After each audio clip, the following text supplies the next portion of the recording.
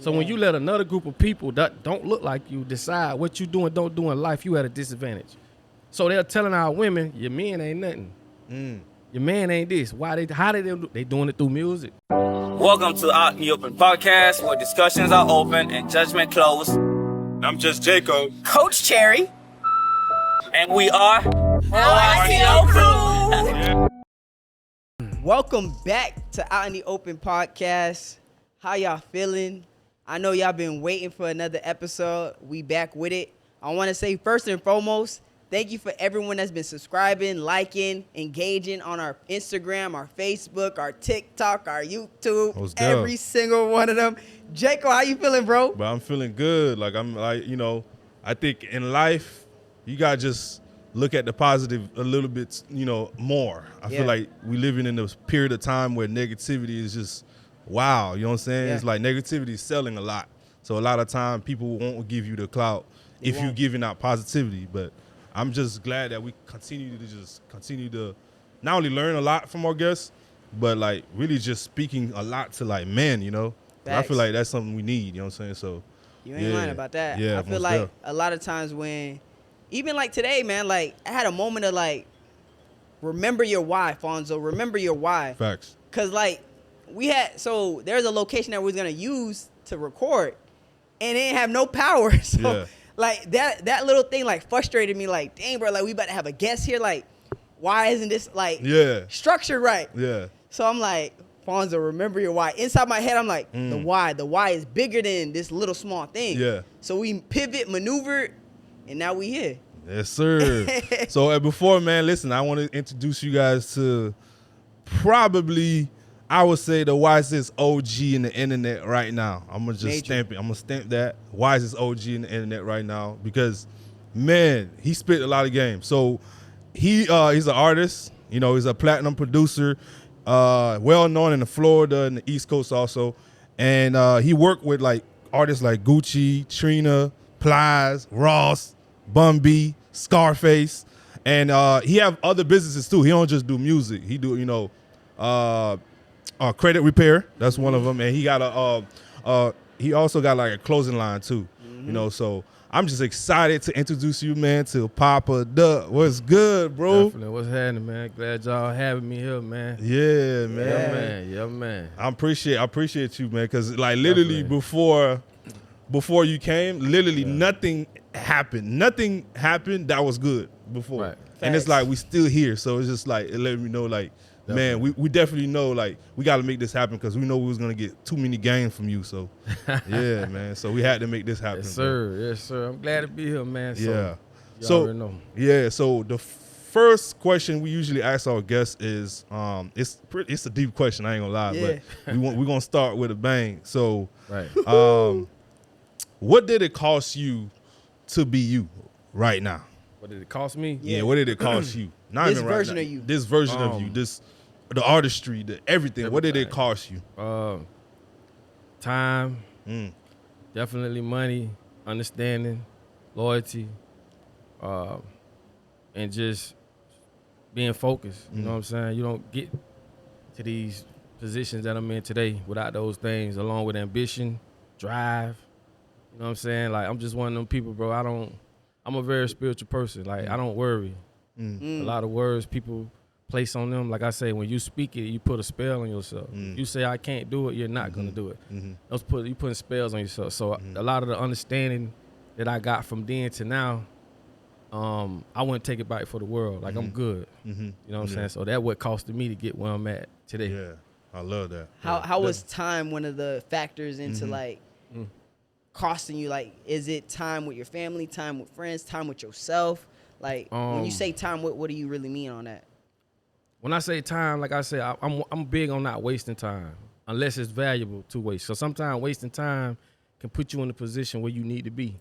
So I don't look at nothing like negative. People might like, what's a waste of time? No, but if we didn't delay them 5 minutes, we wouldn't be where we at. Everything happened like it's supposed to. So I didn't know that at first. So now when I say time, of course, I said this to a DJ one time, when they were saying like, they and it's no disrespect, no DJs and that, when they was, talking about breaking artists and when the artists break, they go off and they don't come back whoop de whoop. But like I explained to him, I say, man, me going through everything I went through, right? As a DJ, most DJs leave the house, go play, go back home. Most artists leave the house, come back 2 weeks later, 3 weeks later, a week later. Yeah. It's like, I want people to understand, I lost birthdays, friend reunions, those special moments with my kids. I could never get that back. But in exchange for that, I made sure they straight. So it's kind of like you have to give up something to gain something. That's a universal law. So I gave up my time for the stuff they was able to enjoy, maybe, but had a better chance to enjoy it than me because I'm on the road versus just I can work and come home. Like it's like a truck driver. You have no life or a personal life. Yeah. So I took that time to go out as a one of the person to change my financial situation in my family. You know what I'm saying? Because if I had a dad, mama, or whatever that was able to leave something for me, maybe I could have stayed home. But somebody got to take the sacrifice in the family. So it was just having to fall on my lap. So the time I spent was I missed some things, but I've missed it in exchange for something greater. Yeah. You know what I'm saying? So that's how I look at it. But like I tell a lot of DJs and stuff, man, it's like going to the army, bro. When I used to leave, I used to get this feeling. I would tell my old lady, like, at the time, okay, I'll see you. You know, all that mushy shit. I don't want to be mushy. When I'm pulling back in the driveway, we could be mushy because I made it back home. Because people don't understand when you go out there on that road, bro, you don't know who was fighting earlier. You don't know nothing. You just in these towns, bro. And I'm just the type of person, bro, I'm just leaving to the Most High. I just want to make it back home. It's like going to the army. So a lot of the stuff these artists don't talk about or DJs or people don't know that. It's a sacrifice. And if you're willing to give up that sacrifice to be where the artist at, you can do that. There's a lot of DJs making money like artists. And it's like I said, no disrespect, no DJs.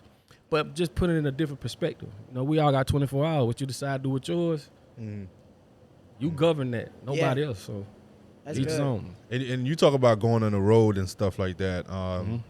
Did that kind of increase your PTSD in a way, where you checking people loyalty? Because you said about you talk about loyalty. You checking people how they move, like right. How, like, did you get to the point where like your sense of like, I can't trust him? You know what I'm saying? Like I can't move. You know what I'm saying? Like how was that? Yeah. That definitely gonna be tested. You know what I'm saying? That's just a part of the situation. But going on the road for me, I learned that everything the same. You know what I'm saying? Music gave me the opportunity to go to other places. And one thing I realized that we are all the same, bro. It's people robbing, stealing, they doing the same thing in our city. Like Face Them said, the world is the ghetto. You know what I'm saying? And that being said, people who aren't loyal gonna do the same thing if they was from here. It's the same pattern. You get what I'm saying? So that anxiety was moved away. But when you just in one spot, you don't realize that. Like I tell people, if you ain't traveled, you just speaking from a place of ignorance. You ain't never been there. But I'm here to tell you, they got Burger King, they got the same everything, bro, everywhere you go. And I've traveled, been a lot of places. Lingo a little different, but whoever ain't loyal, gonna do the same act, gonna have the same actions, the same thing. You know what I'm saying? Yeah. So, just don't think you finna go somewhere. It's just gonna either be more or less depending on the size of the city. But it's definitely the same thing. I don't care how big the city is, it's just gonna be more or less. That's it. Is your upbringing the reason why you kind of tell, like, you can pull those things out of people, like, oh yeah, this person I already know he gonna be disloyal because of my upbringing, or is it just by nature of like being on the road, like you kind of gather that system? Like which one you feel like? I would say kind of both. You know what I'm saying? Upbringing definitely gonna be the first thing to teach you, but experience gonna be going on the road. Yeah. So you kind of know just from your upbringing. You know what I'm saying? But like I say, that your upbringing gonna definitely have a lot to do how you gonna pivot. You know what I'm saying? Like I say, like with people don't know from a psychology standpoint, the first 7 years of a child is like the crucial years. Because that's when that child's in like a theta stage, like a hypnosis. And that's why you see them jumping around and playing. They don't know what's real and fake. They don't have those experiences or programs to compare what's real and what's fake. So they really be at their purest.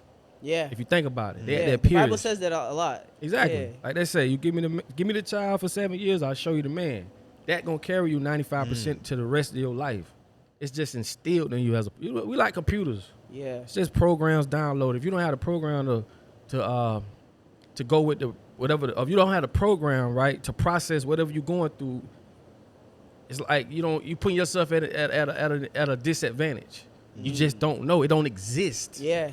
It's not that it's not there. It just don't exist. Yeah, that's You know what I'm saying? So it's like trying to go do a job and you don't have no experience. It don't exist here. That's why if you watch The Matrix, they downloading everything in his brain. At first he didn't know Kung Fu, then they put it in his brain. Boop, boop, boop, boop. Oh, now I know Kung Fu. Yeah. It's the same as going and taking you 8-9 months to learn Kung Fu. It's the same process. They just showing you, but that's why I say upbringing, especially like you were saying, you got a child, man. The first 7 years is like critical. So upbringing definitely gonna play a big role into how you play out.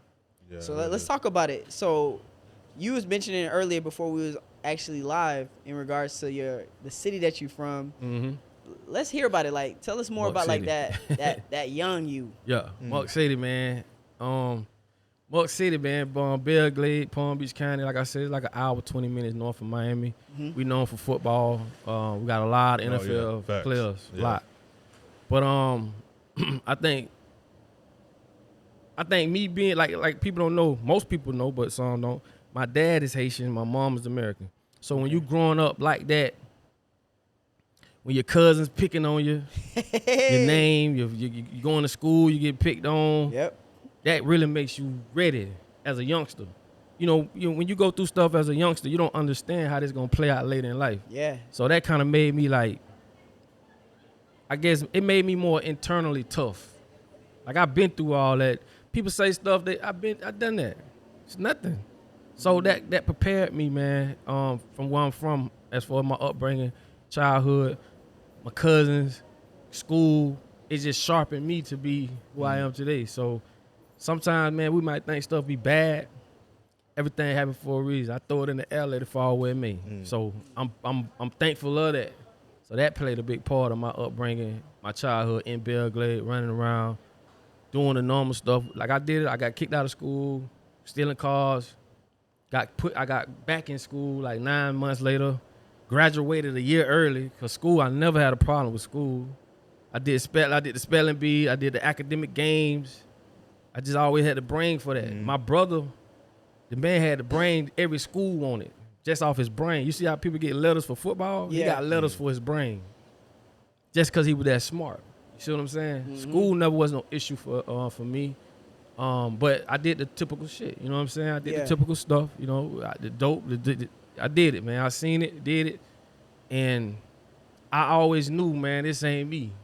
That's one thing I give myself credit for. Something always told me, bro, you keep doing this, you know you're gonna be here. What was that thing though? What was that thing though? That Just being in the street, man, being a youngster, man, no guidance. You know what I'm saying? Yeah. Just I remember them eras, listening to DMX, toting pistols, and you at that age where, like I tell people, from the age 16 to like 21, that's like, boy, you gotta. Now this roller coaster finna roll, because you can end up in prison, dead. You can end up around the wrong people. This is gonna determine where you finna be, bro. And I've done all that stuff, but I just knew that ain't what it is. I know it was something better than just doing that, bro. That's but like I said, at that time, bro, you just you so engulfed in that, bro. You just don't know. Yeah. I'm being honest. I know how I feel to not care. You know what I'm saying? So I don't want to.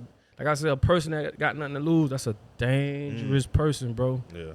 That's a dangerous person. So those times will put you there, bro. You know what I'm saying? So what? Like, I really want you to dive in a little bit deep, because you were able to navigate out of it. Right. Especially for the people in the young men Right. that are dealing with it now. And I remember having a conversation with one of the young adult ministers. Right. They were talking about like how this generation, they fast with everything. Fast. Yep. Like the drugs that they use is fast. It hits them fast, and the background of their families are broken. Right. And all they want to do is make that fast money. Like they're not too worried about the consequences in the future.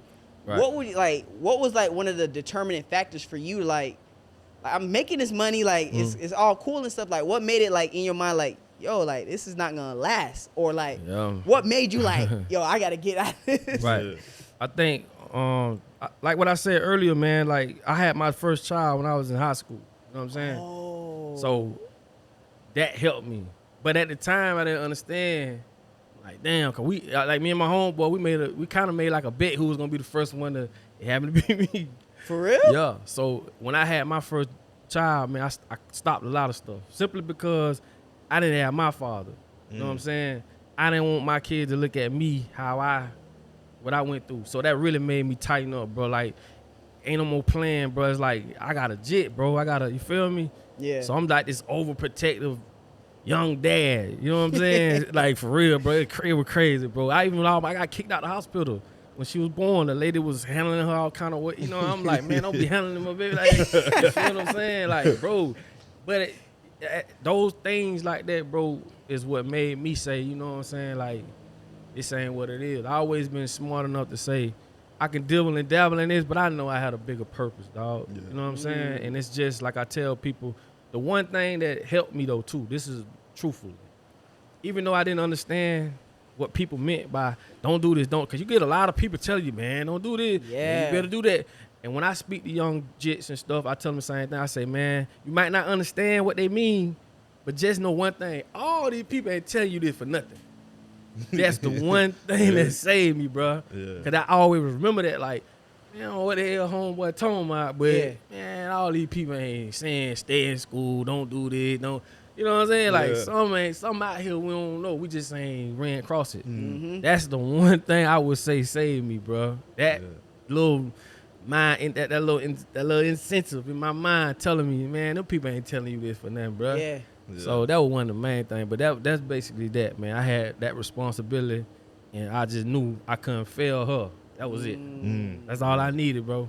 Yeah. And I'm not a follower, bro. Like, you know, I ain't want. I don't really be caring what people think and say. You know, I'm gonna do what I gotta do. So I did what I had to do. Yeah, that's good. Talk about like your relationship with your father. How did that make you become the person you are now? Like, what was the dynamic? You know, like I say, I ain't want my kids to look at me how I looked at him. You know what I'm saying?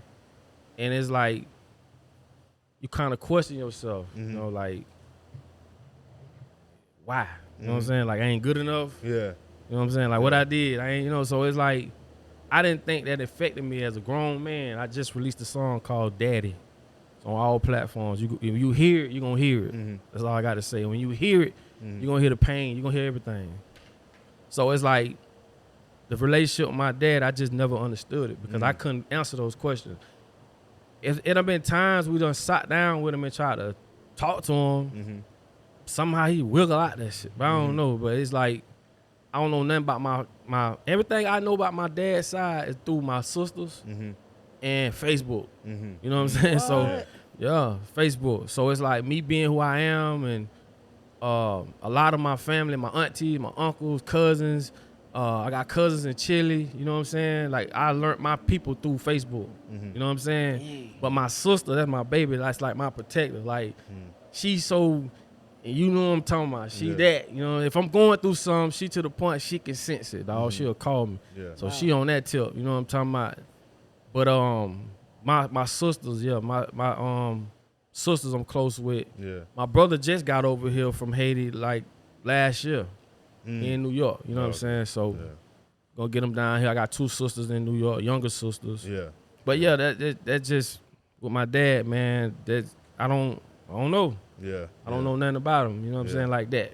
You know what I'm saying? So, and you think that's like a problem where, because when you look at society as black people, do you think that the father is definitely like the biggest problem that we're facing right now? Because a lot of time I see that,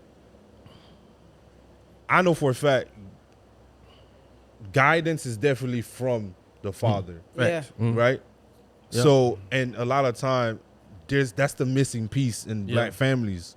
So, what's your like opinion about that. You know what I'm saying? Because I see that as a big problem in our society right definitely. now. Yeah. That's by design, you know what I'm saying? Yeah. Before people sit and dictate and point, say, oh, You want it right black there, bro. dads, black dads ain't this, black females ain't that. Like I be saying, man, we speaking from the effects of what we've all gone through as a people. Facts. Get what I'm saying? So you got to understand there was a thing called, what was it? It's called man in the house law. It's an actual law. Like, look it up. It's called the man in the house law, where if you had a man in the house or you was married to a man, you wasn't able to get government assistance.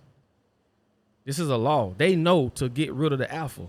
And it's crazy that women, and I'm at a point now, bro, I understand so I can overstand.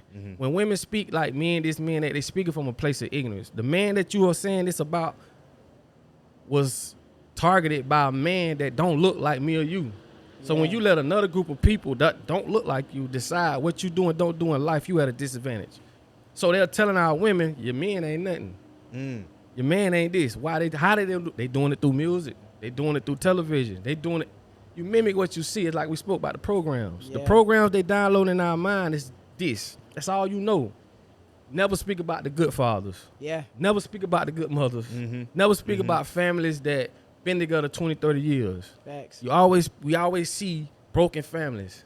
They know what they're doing. So when you speak and say a man ain't this, a man ain't that, look at what he's going through. This is a difference that I call, this is difference between women and queens. A queen, no. That's my black man right there. Yeah. And I know what he's going through. I know who's targeting him. So when we speak about this stuff, bro, we're speaking about the effects of what we're going through in this society that is governed and owned by other people that don't look like us. Yeah. It's like turning a lion to a hyena. We listen to what the hyenas say. Like I always say, if you're a Jamaican, you should have Jamaican schools teaching Jamaican kids, Jamaican culture. Haitian, the same thing. Mexican, the same thing. But when you come to America, you consolidated under one umbrella to be a European. They converting you from a lion to a hyena. We don't supposed to speak like this. We don't supposed to wear what we, you know what I'm saying? Yeah. So when you get rid of a person's identity, bro, they replace it with the identity they want to give you. Right. And the crazy thing is we speak about religion and we'll always talk about this, but we know Jesus wasn't white, bro. And I take the responsibility of that on this podcast. I'm telling you, Jesus wasn't white. And the thing about it is, when you speak about black African deities, black people are the first ones that don't want to hear it. I can't blame them no more. They're under a condition. Yeah, they don't have the programs to support what black excellence is. They never been taught that. Yeah. They've been taught Jesus is this, the devil is this, woot the woot, and that's why they fight for us to go to their schools to teach us what they want to teach us. So later in life, we could be taking control of, because we don't have it here. We don't have the programs to support or process what we need to. Yeah. So if we came in and try to build a school that's going to teach us what we need to know, they don't want that. Have you ever seen that Netflix, I think it's a series or a movie, What Happened to Tyrone? Yeah. It's kind of like what you're saying, like exactly what it is. Like certain, like the chicken, like all the stuff that they target. Like you're right, like they target us. Exactly. So that way we kind of stay in that box. Exactly. And the moment like you realize it, it's like, oh yeah, we got to take you out, or exactly. like they incriminate you. They do whatever it takes to kind of like stop that. Because it's it's like only every few years we see a good black leader. Right. Like very so often, it's all around us, but it's only one that can kind of like break out. Right. And then we always gonna have an issue with that person. It's like it's man, I'm gonna tell you something, bro. The thing about it is, if you study the cabals, right? What is that? Research it. I'm gonna leave that. You said your the research. cabals? Cabals. Okay. Yeah. Like I say, it ain't the people you know, it's the people you don't know. All the people you know and got names and the Trumps and this and that, they ain't. We can cuss on here? Yeah. They ain't shit. They are nothing. It's the families, the Arsenis, the Yeah, families you don't know about. The Black Rocks. You feel me? The Yeah. popes. You got 3 popes, black, gray, and white. People don't know nothing about them. We talking about a whole nother can of worms, right? But in the cabals, one of the things is they have to tell you what they're going to do to escape karmetics or karma. Like they'll tell you smoking is bad, but they'll still sell you smoke. We told you it's bad. Yeah. This is a universal law. This is something that man can't manipulate. These are laws they know that you don't know. Whoa. And they simple laws. What you put out is what comes back. This is as above, so below. Everything you do is a reflection of you, bro. You're not gonna sit to a table and eat food you don't like. That's not a reflection of you. You're not gonna hang around people that don't do shit that you don't like. That's not a reflection of you. But if you do, think about it. If you hang around people that steal, and it's 5 of them, you're gonna be the 6th. And whatever they do and whatever they like is what you like. Yeah. As above, so below. That's another law. I gotta look into that. Study your laws, look, man. yeah. Study your universal laws. How, like, what fascinated you about it? Was it the system, like you was kind of tired of it, or like you just stumbled upon it? Like what? Like all my life I've never heard of that before. Yeah, it's the thing about it, bro. When it chooses you. Like I didn't choose it. I didn't have the knowledge to choose it. But somewhere along my path, I was brought to some people that did. It was just destiny. I always was a wild person anyway. You know what I'm saying? I don't just go for what a person tell me. I'm like, it don't make sense. I'm a very common sense person. Just don't make sense. Like, why would y'all want us to go to y'all school so bad till y'all take our parents to jail if we don't go and we ain't learning shit? Right. Come on, bro. It don't make sense. How could Jesus be white if you can't walk across the Sahara Desert with no melanin and the sun will bake you in 48 hours? Facts. How can white people be buried in 3 days? How is Jesus gonna be buried in 3 days? You can preserve black people for weeks. It don't make sense. They don't have no neuromelanin. You the only one got the direct connection to the sun. How can you catch sun poison but you God? Come on, bro. Don't make sense, bro. So at the end of the day, dog, it's just common sense, really. It's just the common sense. This ain't so common. Yeah. That's it. But study your universal laws, bro. Yeah. You know what I'm saying? Law of attraction. They know these laws. If you study neuroscientists, marketing companies hire neuroscientists. Why? Because they study what people do as behaviors. Yeah. This is how they build platforms or social medias. They want your attention. This is why they want to get rid of, one of the reasons they want to get rid of TikTok. You know what I'm saying? That's one of the reasons, talking because about that right now. You see what I'm saying? Yeah. They basically, they see that with that information, because if whoever owns the information controls the people. Control the people, yeah. Data is more valuable than oil right now. That's why Jeff Bezos made $7 million an hour. How can you do that? Last year, the man made $7 million an hour. How? Because he had the data. Yeah. You know what sells, what part of the year it sells, who buy, what gender, what age range, when it ups and when it down. He got all the information. And all they going to do is just repeat the cycle next year and next year. So it's nothing about these people that's fair. But they'll tell you, go get it fair. Do it the honest way. Right. Get the fuck out of here. And we miles back. Like, we miles back. Miles Get the back. fuck out of here, bro. Yeah, it's never a fair shake. Yeah. And Ever. Never a fair shake. talk about because right now we living in a world right now where therapy is big. Facts. So you do, what's your opinion about that? As a black man, do you think that's something that is probably should be the first thing we need to do to get to a point where we can be more family men, we can be more family orientated. We can love our kids and really just look at ourselves as like, okay, we worthy of it, Definitely. So you think that's one of the first steps that we should take? I think the very first step we should take, honestly, if we want to just, end all be all, separate from this whole concept of what we live in today. Because if you think about it, nothing till today worked. Religion don't work. Niggas getting bachelors and getting company, nothing till today worked. You're still in the same situation you in. Yeah. So we first need to get away from all that shit, bro.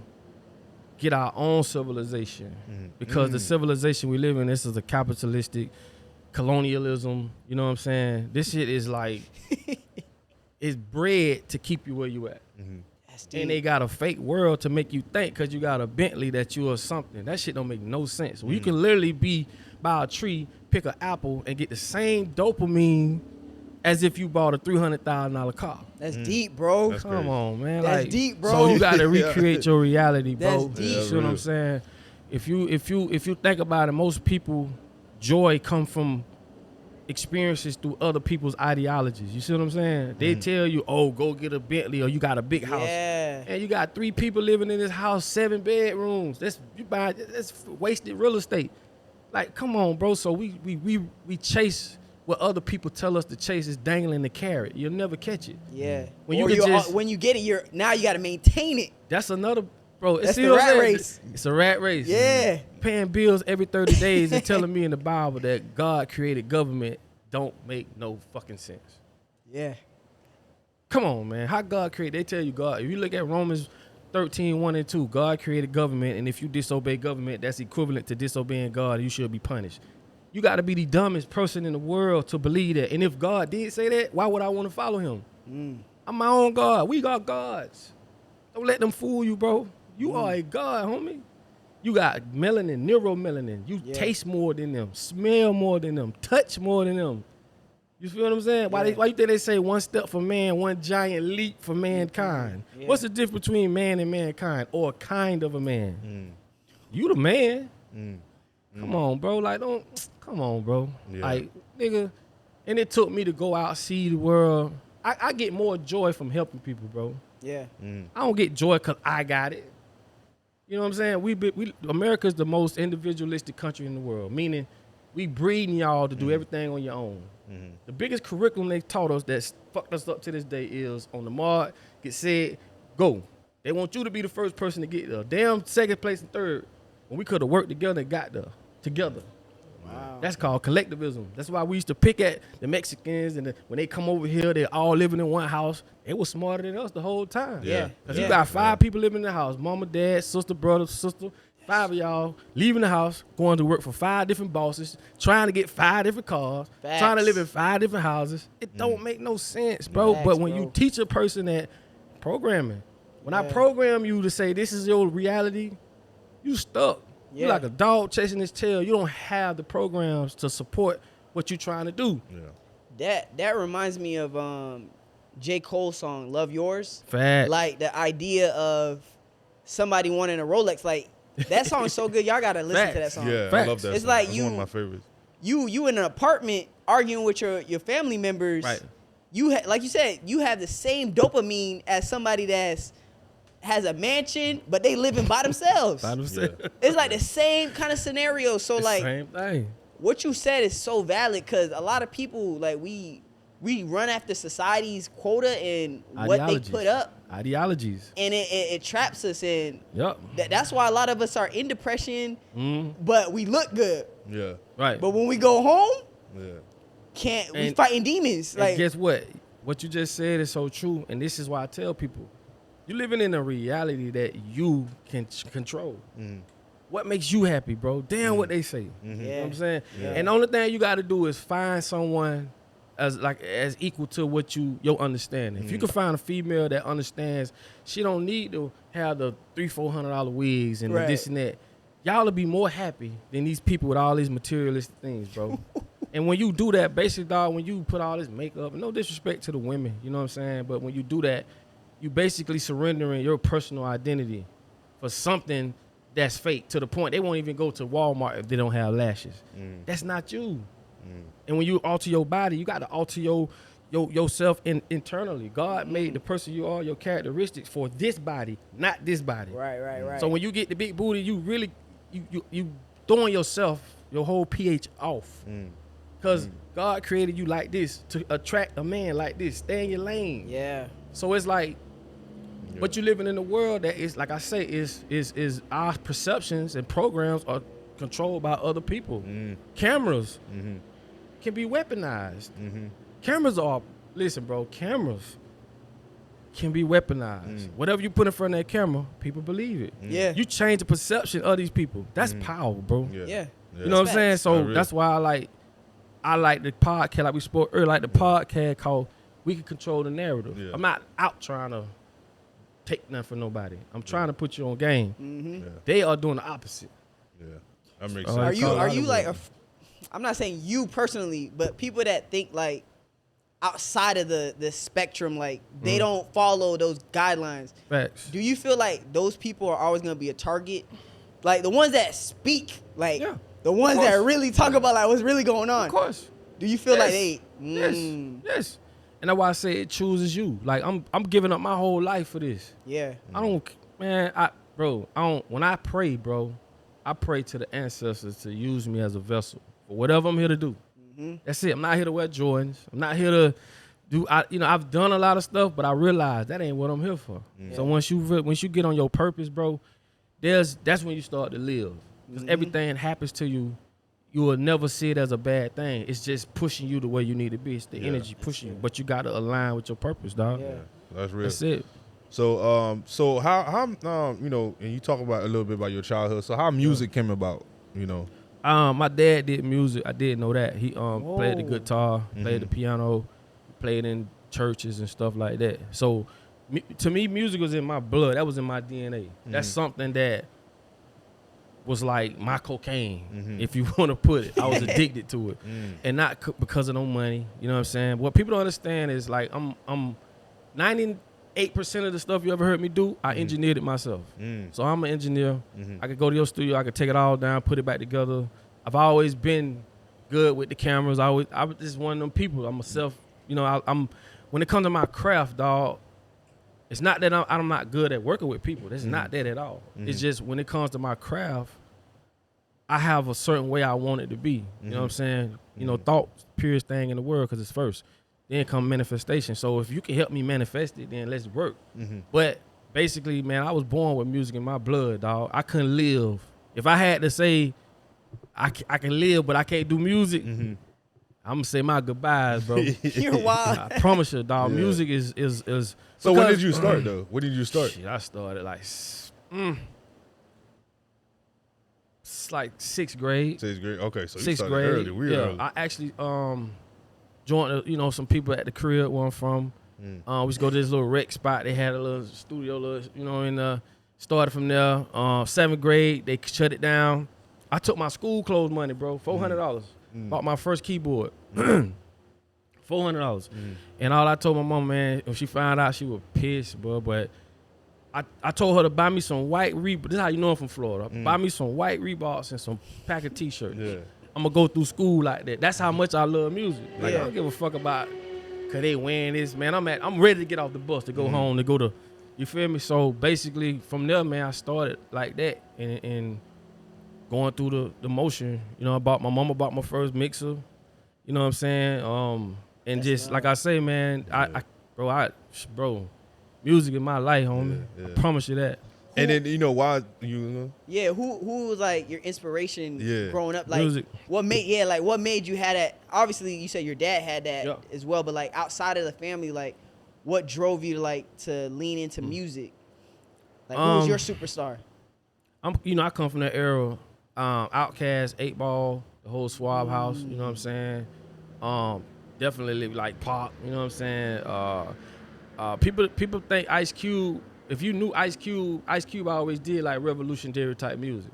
Like one of his albums was called KKK, America, America Most Wanted. Ice Cube always been political. Yeah, he's always been controversial. He always pushed the envelope. Yeah. Always, you know what I'm saying? But, I mean, fuck the police. I mean, come on. NWA, they started gangsta rap. But I mean, at the same time, like those was the ones that I was on. The Dungeon Families, bro. And, see, I'm a music head, bro. I wasn't just listen to the music. I knew the artists. I knew the producers. I knew the labels, who signed them. I was bro. I'm talking about a music head.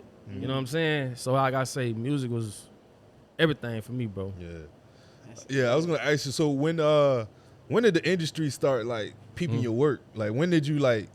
Okay, this is something I might have to do as a career. Like, oh yeah. When did you feel like okay, this gonna pop off? Because you say you started at 6 years old, so it go from a hobby to a job. Yeah. So when you fast forward, you ain't coming home after school and you got a baby. Yeah. Now you gotta really like make that decision. And I knew music was gonna be that anyway for me. You know what I'm saying? Win, lose, or draw. So when I start having to pay them bills with music, that's when the dynamics change, which it does with everything. That's why I hate business. What project that was like? Okay, that was kind of like Streets is Mine. Well, I'm gonna say the first one I did was the Papa Duck mixtape that I did with Bigger Rankin.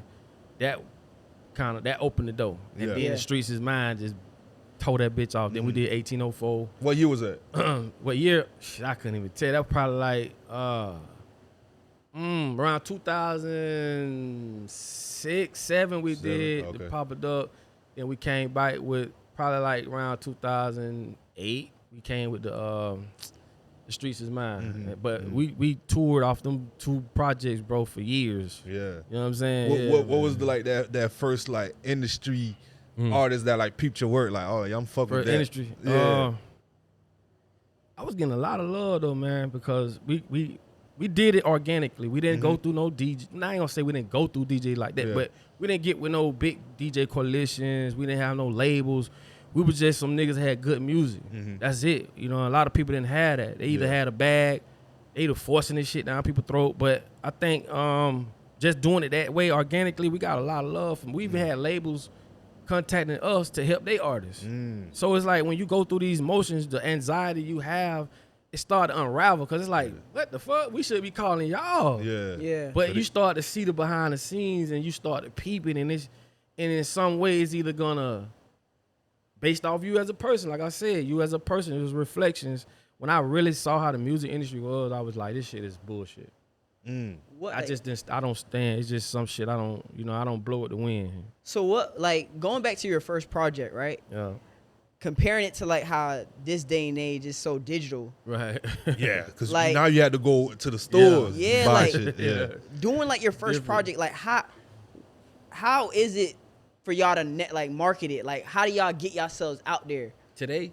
No, I'm talking about like Back- Yeah, yeah. on Oh, your it was first simple. project. Like It was what was simple. that? It was easy, man. Yeah, it was easy for me. Like I said, man, I'm gonna take you back where I left Belgrade. Me and my baby mom got into it. You know what I'm saying? I'm in love with her, whatever. You know, she did some shit and it fucked me up, bro. It had me. You know, I say fuck it, I'm finna leave. But that was the best thing that ever happened to me, bro. That's why I say sometimes, bro, when you got that side working for you, it's gonna do whatever it got to do to get you where you got to go. At the time, I didn't understand it. Now, I would have did it 10 times more. So when I did that, it made me get to that, like I said earlier, I don't care mode. I know how that feels to say, I put all that in my music and said, when I'm pulling up to the hardest hoods, Fort Pierce, man, that's my family down there. Like, I'm talking about hoods where you can't just walk up and you ain't from there. I'm like, fuck it. Like, what y'all gonna do to me? Yeah. I'm from Belgrade, man. Like, listen, bro, I'm here, but I'm just here to serve my music, dog. Whatever you give me, $2-3, I'm straight. But So you handing this. I'm handing them bitches out. I'm doing the work. Man, when they heard that bitch, bro, it was over. Spread like a wildfire. That's all I need them to do is hit. But like, it was concepts like that, hand in hand combat, and leaving the family. You know what I'm saying? A lot of people I wanted to take with me, but their main excuse was baby mama or my old lady.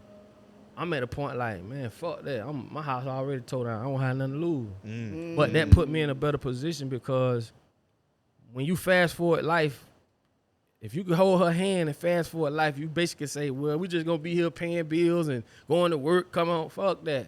I'm finna get out here and this is my one only life. Listen, baby, I got you later. I just can't, I ain't got you right now. But fast forward, I got him. You know what I'm saying? So you got to put it on the line. So when you pay for something, it ain't always monetary. You know what I'm saying? Yeah.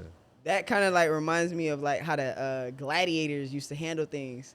Yeah. Like they'll bring their whole squad up to the beach shore, and if the commander feels a sense of weakness, he burning the whole fleet of boats. Now it's either we die Right. or we killing everybody on the beach. Like, Right. there's no turning back There's no because they turning feel back. like there's like a backup plan for you. It's Right. like my house already turned down. Like, Yeah, fuck it. no backup plan. Like, it's either we gonna eat or we gonna die. Yeah, fuck it. You know, Dang. And then again, sometimes, man, people, they don't be a part of your path. You know, you just, we all, to this day, we good, though. Like, this, Yeah. we good, but it's just when you going down that path, there's going to be tests, and there's going to be people that's not going to make it for whatever reason. They don't have the ambition. They had it last year because you was at a different point, but now shit moving, you do not grow them. Yeah. You just got to be understanding of that with yourself and just understand, man, it's just a part of the process. You know But what I'm how do you go from that? Like, I'm still dealing with it as a person. Like, Yeah. people that don't believe, like that don't understand. Like, They don't Yeah. supposed to. I'm gonna tell you why. That real. You supposed to make a bitch believe you. See, it's a difference in telling the person something and showing them. Yeah. When I show you, it's a reality. I don't have to convince you no more, nigga. Before I did, I had to, hey, man, I'm finna woo-de-woo. But you got to understand, people got their own dreams, too. Yeah. I can say that now. Back then, I was like, fuck a nigga, man, I'm bitter. Nigga won't help me pass out no CD, won't help me put none of this shit up. Won't fast forward. Them the same niggas calling me like, boy, tell them nigga, man, we went to school together. Man, come on, bro. That's come on, crazy. man, we finna slide up there and fuck with you. I learned that, though. That's wisdom. So I'm telling you now, if I was you at your age, I'll tell my younger self that. Don't worry about what these people don't supposed to believe in shit you say, nigga. You supposed to show them. Yeah. And when you show them, I ain't got nothing to say.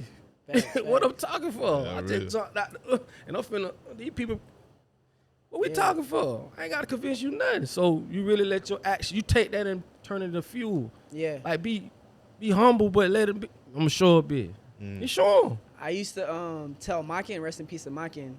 I used to tell him because when we started off this podcast, we really he was really aiming like at our friends, like the people around him to like support, right? Facts. And I used to always tell him like, bro, they're here for you as a friend or a family member. Like you cannot have them make it seem like they have to support you. Got you. And I always just tell him that, and then like looking at it now, it's just like, yeah, like they your family, but they don't have to support you. Nah. It's not a requirement. It's not. They could be your brother, your sister. That's it.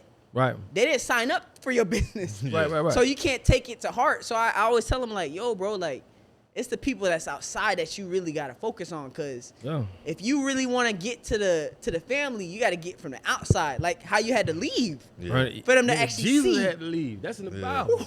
Jesus had to leave. Yeah. That's in the Bible, homie. Facts. Jesus had to leave to get love. Facts. That's How many rappers crazy. get killed in their hometown? Yeah. Think about it, bro.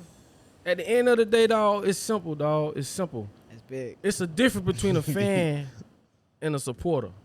A fan will travel 300 miles to see you. I've seen him. I done counted over 10 women that had my name tattooed on them. Never seen them a day in my life. But when I pull up, you gonna see them. You know what I'm saying? Yeah. Damn, she came. A supporter will buy your shit and won't even listen to it. That real. Yeah. They just supporting what you got going on because Yeah. they just feel like, boy, I want to support you, bro. Woo. They may not even. Yeah. But a fan, so it's a difference. But at the end of the day, dog, from then to now, I can tell you, bro, you living in a reality, dog, where you can do whatever the fuck you want to do, bro. Don't ever forget that, dog. Ever.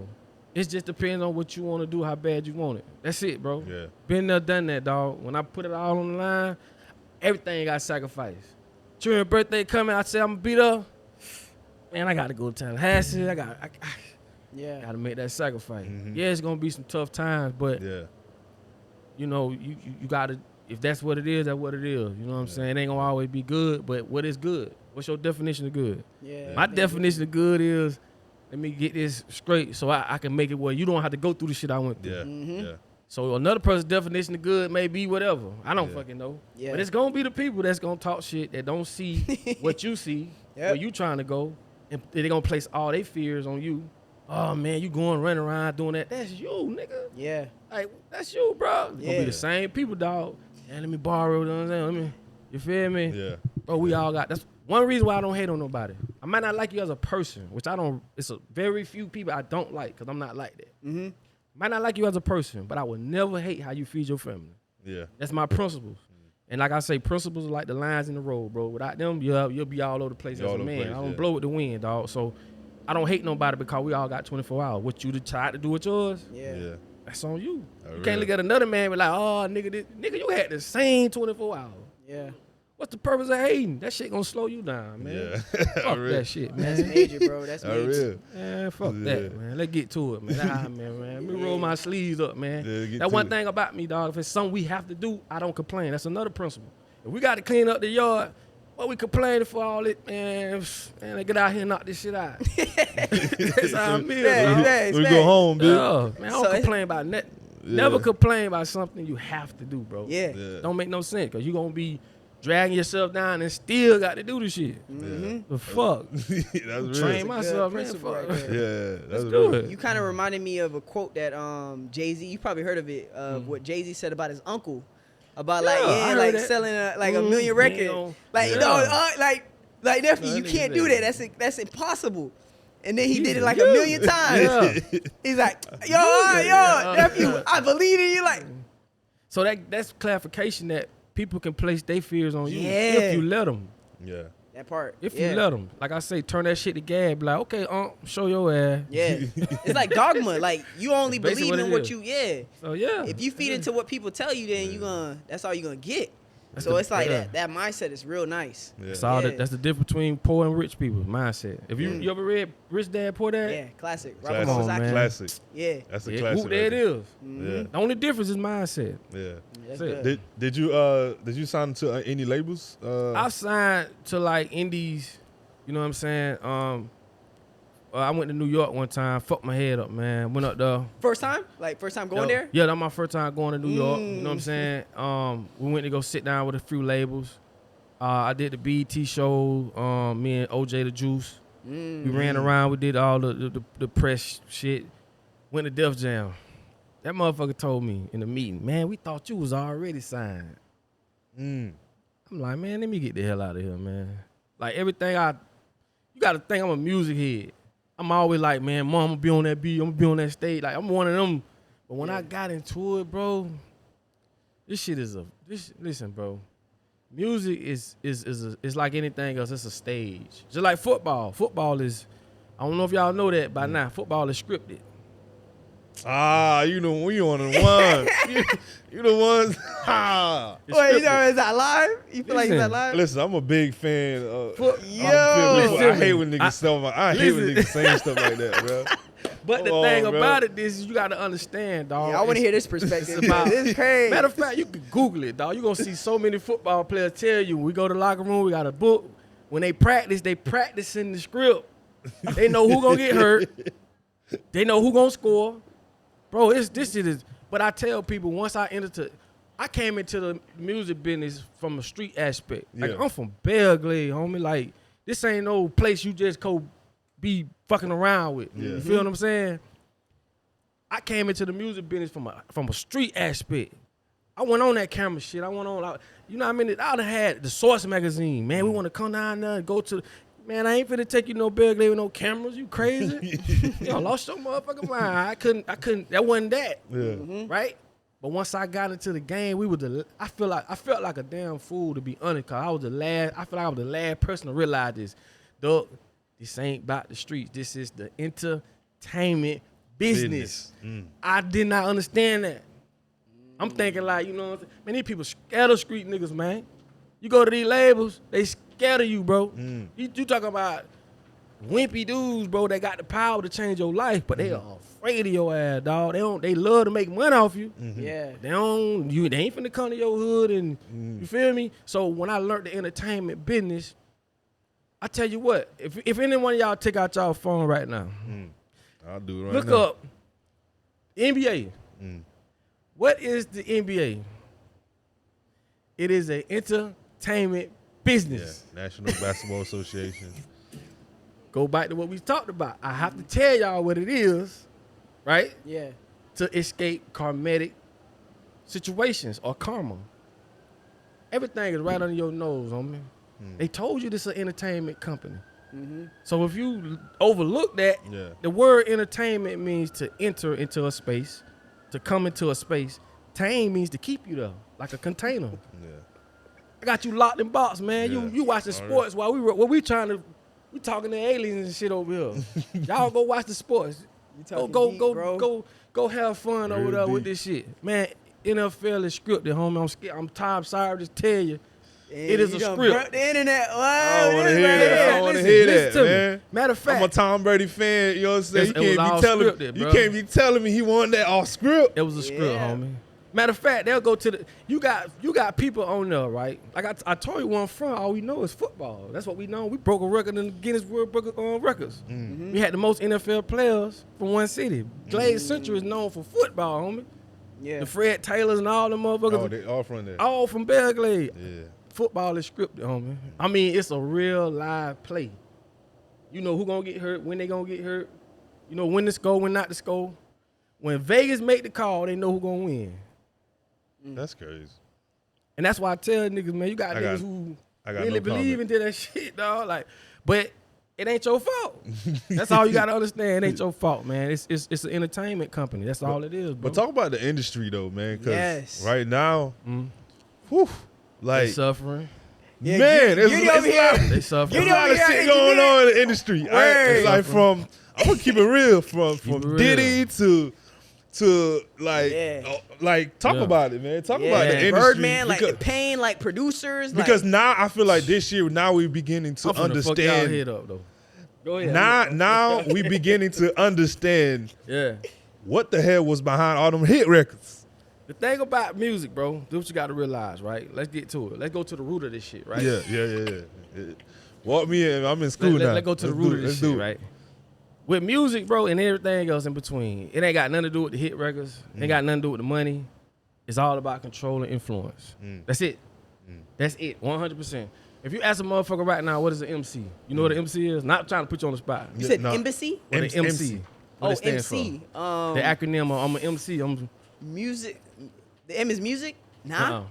No. MC. That's a good question. Gonna fuck I y'all always head hear. up. I always hear MC back in the day. And it's cool. What you think We it here is? to learn. We here to MC. learn. So see what I'm saying? MC stand for Master of Ceremonies. Ceremonies are where rituals are performed. Like we talking on a whole nother level. If you could get Beyonce or any other artist that they put the power to go out and say, raise your hand, and everybody do it, that's power, bro. Yeah. Stardom. The devil was a musician. Yeah. Talk that talk. The biggest influence right now, one of the major biggest influence right now is music, bro. Your children are being controlled through music. Talk that talk. And when you go all the way back to like in Africa, even the skins on the drums, bro, came from like when you speak about frequencies. Like you ain't gonna have sex off church music. It's a different frequency. Yeah. Music is the lowest frequency. That's why you got lows, bottoms, bass. You can speak about the holes, the this and that. But when you go to a different frequency, it pull emotions out of you. Like R&B. Why you think it ain't no more R&B? Why you think it ain't no more R&B?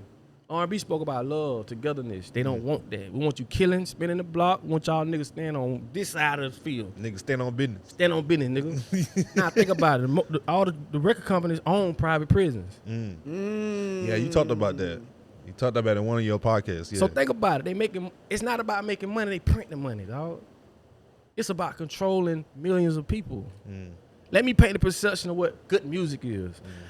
This is good music. NBA YoungBoy talking about killing your son. That's stupid, bro. That's a conditioning that we facing. It ain't that we dumb or stupid. We've been conditioned to something through somebody else's ideologies. They'll never sign a Jewish person to rap and talk about Jewish people. How many niggas you know that came back and said, oh, we apologize. I ain't gonna say the word because we apologize. What you apologizing for? When these motherfuckers sign our kids to talk about killing each other. Then when a bitch die, they make more money than they was alive. This is a conditioning, dog. That's why when you speak to most people, they speaking from a place of ignorance. Some of the most beautiful people in the world, dog, dumb as a box of rocks. Don't know shit. You think Drake the best rapper? You think Beyonce the best singer? No, we're gonna put you on to bring you in to join and use you to get to your people. Tyler Perry, same thing. The man started out in the church, humble for his people. Do you see the shows he got on right now? Yeah, I'm crazy. And I'm not gonna even blame him. He just got sucked into this, bro. He can't change his own situation. He in now. It's over with. Yeah, it's over with. Yeah. You see what I'm saying? So when you look at these things, bro, it ain't about what they show you, bro. It's about what they don't show you. Shit about motherfucking control, man. Yeah, give me a story in the industry that you know, like a story where you like, man, this shit ain't for me. Like, oh yeah.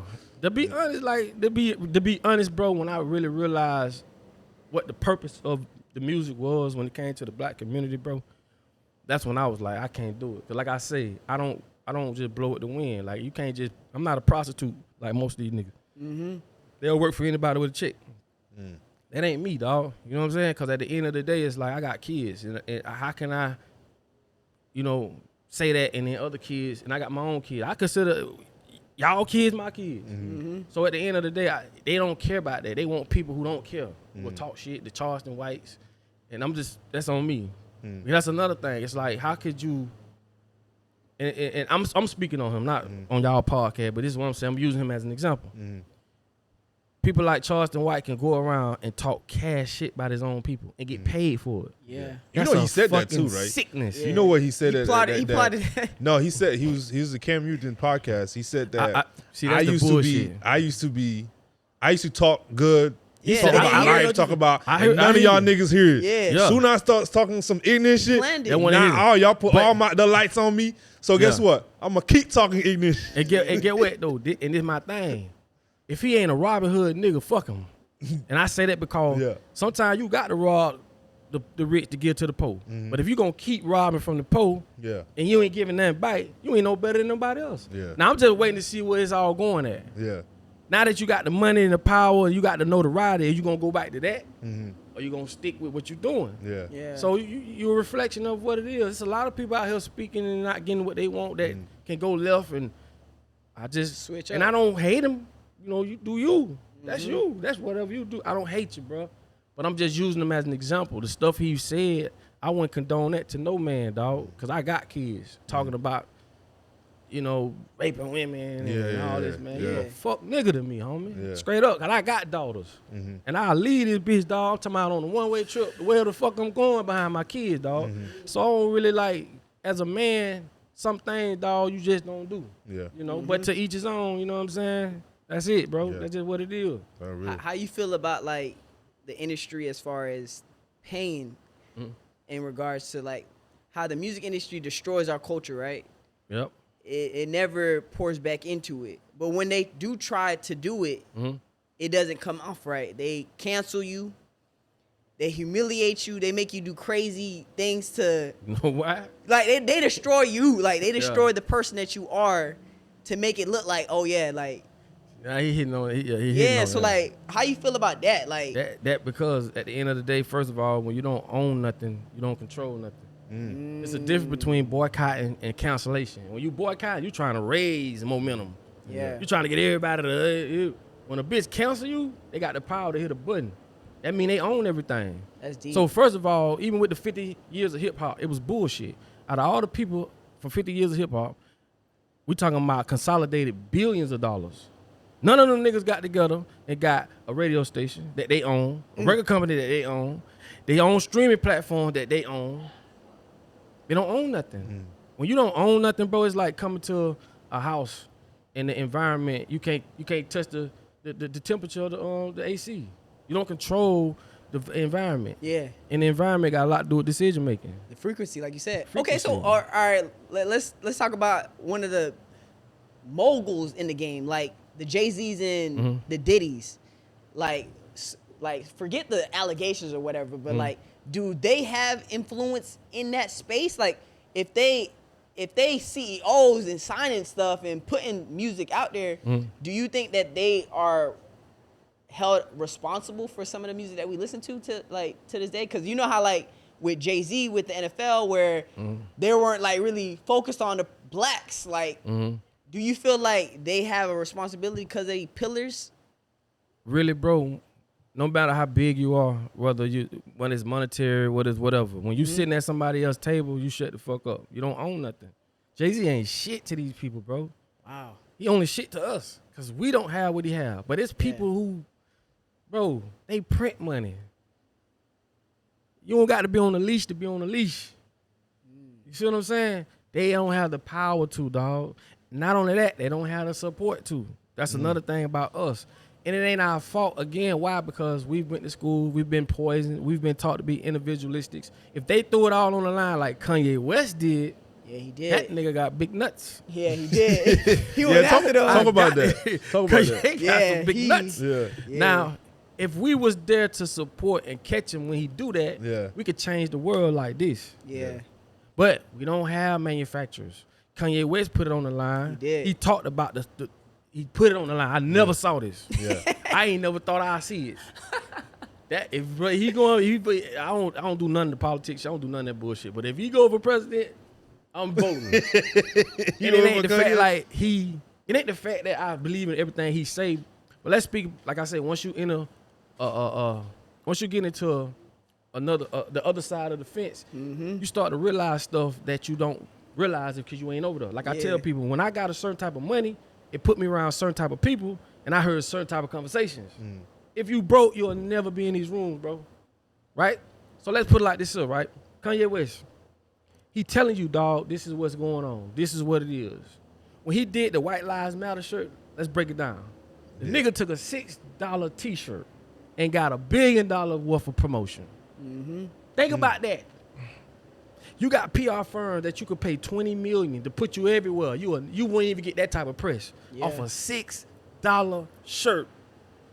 And when you get that type of, now y'all got to hear what I got to say. He understands that. You can learn from him, bro. But when you not in that arena and you speaking from a consumer, bro, it's out of your league, dog. Yeah. But it's out of your league. I'm gonna push back, but push back in a way where it's like I respect Kanye. Yeah. However, do you think his tactic can be distracting in a way, like from his message? Yeah, you know what I'm saying? Because I feel like a lot, like when he started the slavery wasn't the slavery thing that mental health, bro. I feel like that was kind of like a big thing that the black community was like, hold on. But I ain't gonna lie though. Honestly, hold on now. I agreed with him. I'm gonna tell you why. Okay. Let's talk. Oh shit! I'm gonna tell you why. I trying to get us canceled. No, but if you think about it, bro, let's speak about hurting. Yeah. Hurting is a real word. Hurting means you see all these people going to church. You got old lady. She go, now you go because she go, or because her mama don't accept you. You doing shit for other people. It's called hurting. And when you attend the herd, you forfeit your personal beliefs. That means you ain't standing on business as a man or a person, right? Everything is a choice, right? We must understand that. And when we don't understand that, that's the effects of the conditions that we've been taught. Everything is a choice, bro. Everything. Is it difficult? Yeah. But it's a choice. Everything's a choice. School takes away free thinking. That's what it's designed for. School don't teach you, right, how to think. It teach you what to think. You got to understand that. This comes from Rockefeller, right? Rockefeller was the one that put the money up behind the educational board, so that he can manipulate the curriculums and what we taught. We ought to blame that motherfucker to become workers. See what I'm saying? We ought to blame him for the conditions we are mentally. That's big. I could teach you to be a mental fool and wrap you in a matrix that'll align with that shit. And you'll think you smart. You think in Amazon they need lawyers? Fuck no. Think about it. But you got people that been there that can take a plant and know the color coordination of plants and know what to eat, what not to eat. We're talking God's world, dog. Not this fake ass world. I can put you in a fake world and make you think you somebody. Yeah. Because that's why they call it the Matrix, right? Yeah. Now, what I'm saying is this, dog. When a man controls your ideologies and how you see the world, he controls you 100%. Simple. If I bring you to my school, right? Not just you, but all your people. Y'all go to my school. Y'all don't even look like me. Yeah. I'm going to teach you what the fuck I want to learn you. Never, dog. Never educate the people you want to dominate. Why would I give you the tools to overthrow me? Don't make no sense, homie. And when we try to create our own schools, what happens? Oh, we don't want that. Yeah. They don't like people like me. Like y'all. They don't want thinkers. We want you to be the dumbest follower. Followers always get left behind. Leaders lead. Right? Yeah. As a follower, that's why they say followers, bro. Words. When they create these apps, they use certain words that trigger certain emotions. Words come with emotions. If you call your old lady a bitch, why she slap you?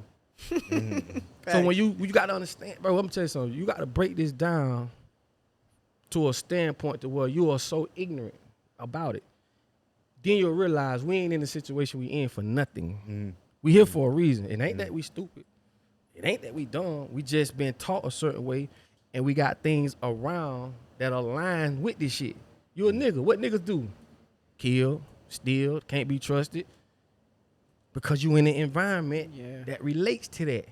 I've seen young kids in Africa eat candy chocolate for the first time, man. You would think the motherfucker was eating, like when my sisters came from Haiti, bro, my daddy say, Bring them something to eat. He said, stop and get him some chicken. That's what he said. I stopped at Popeyes. Bro, then my first time meeting my sisters. One of them was 19, the other one was 20. When I brought that chicken to them, homie, they would not eat that shit. My sister was holding that bitch in the air like a fake $100 bill, homie. Looking at this shit like, what the fuck is this? I learned from that because I see they wasn't immune to that. They didn't have the programs to process what they was looking at, even though it was chicken. It's saying it's the equivalent of you going to another country. Yeah, it's chicken, but what this yellow shit is? So I know then as a colonialist, man, I can teach you what I want to teach you.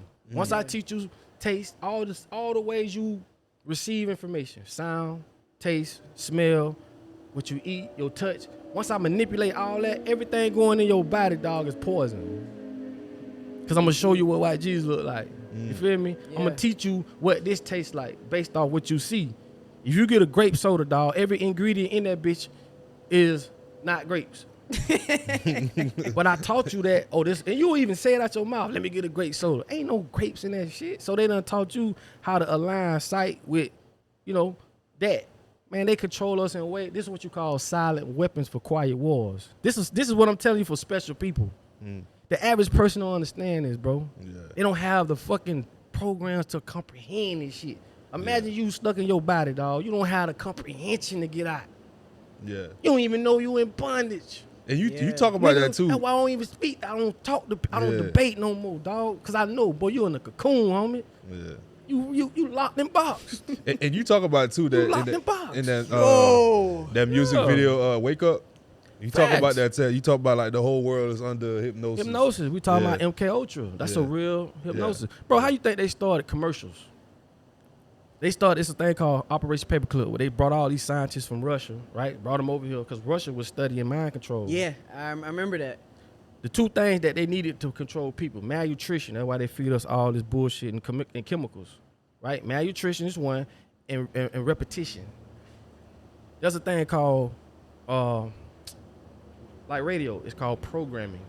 You ever heard a song that you ain't like, but you heard it enough, and you start singing it?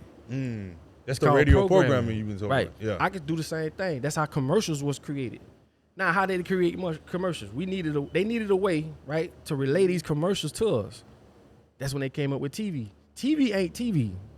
Go look at the patent. It's a whole nother name. Yeah.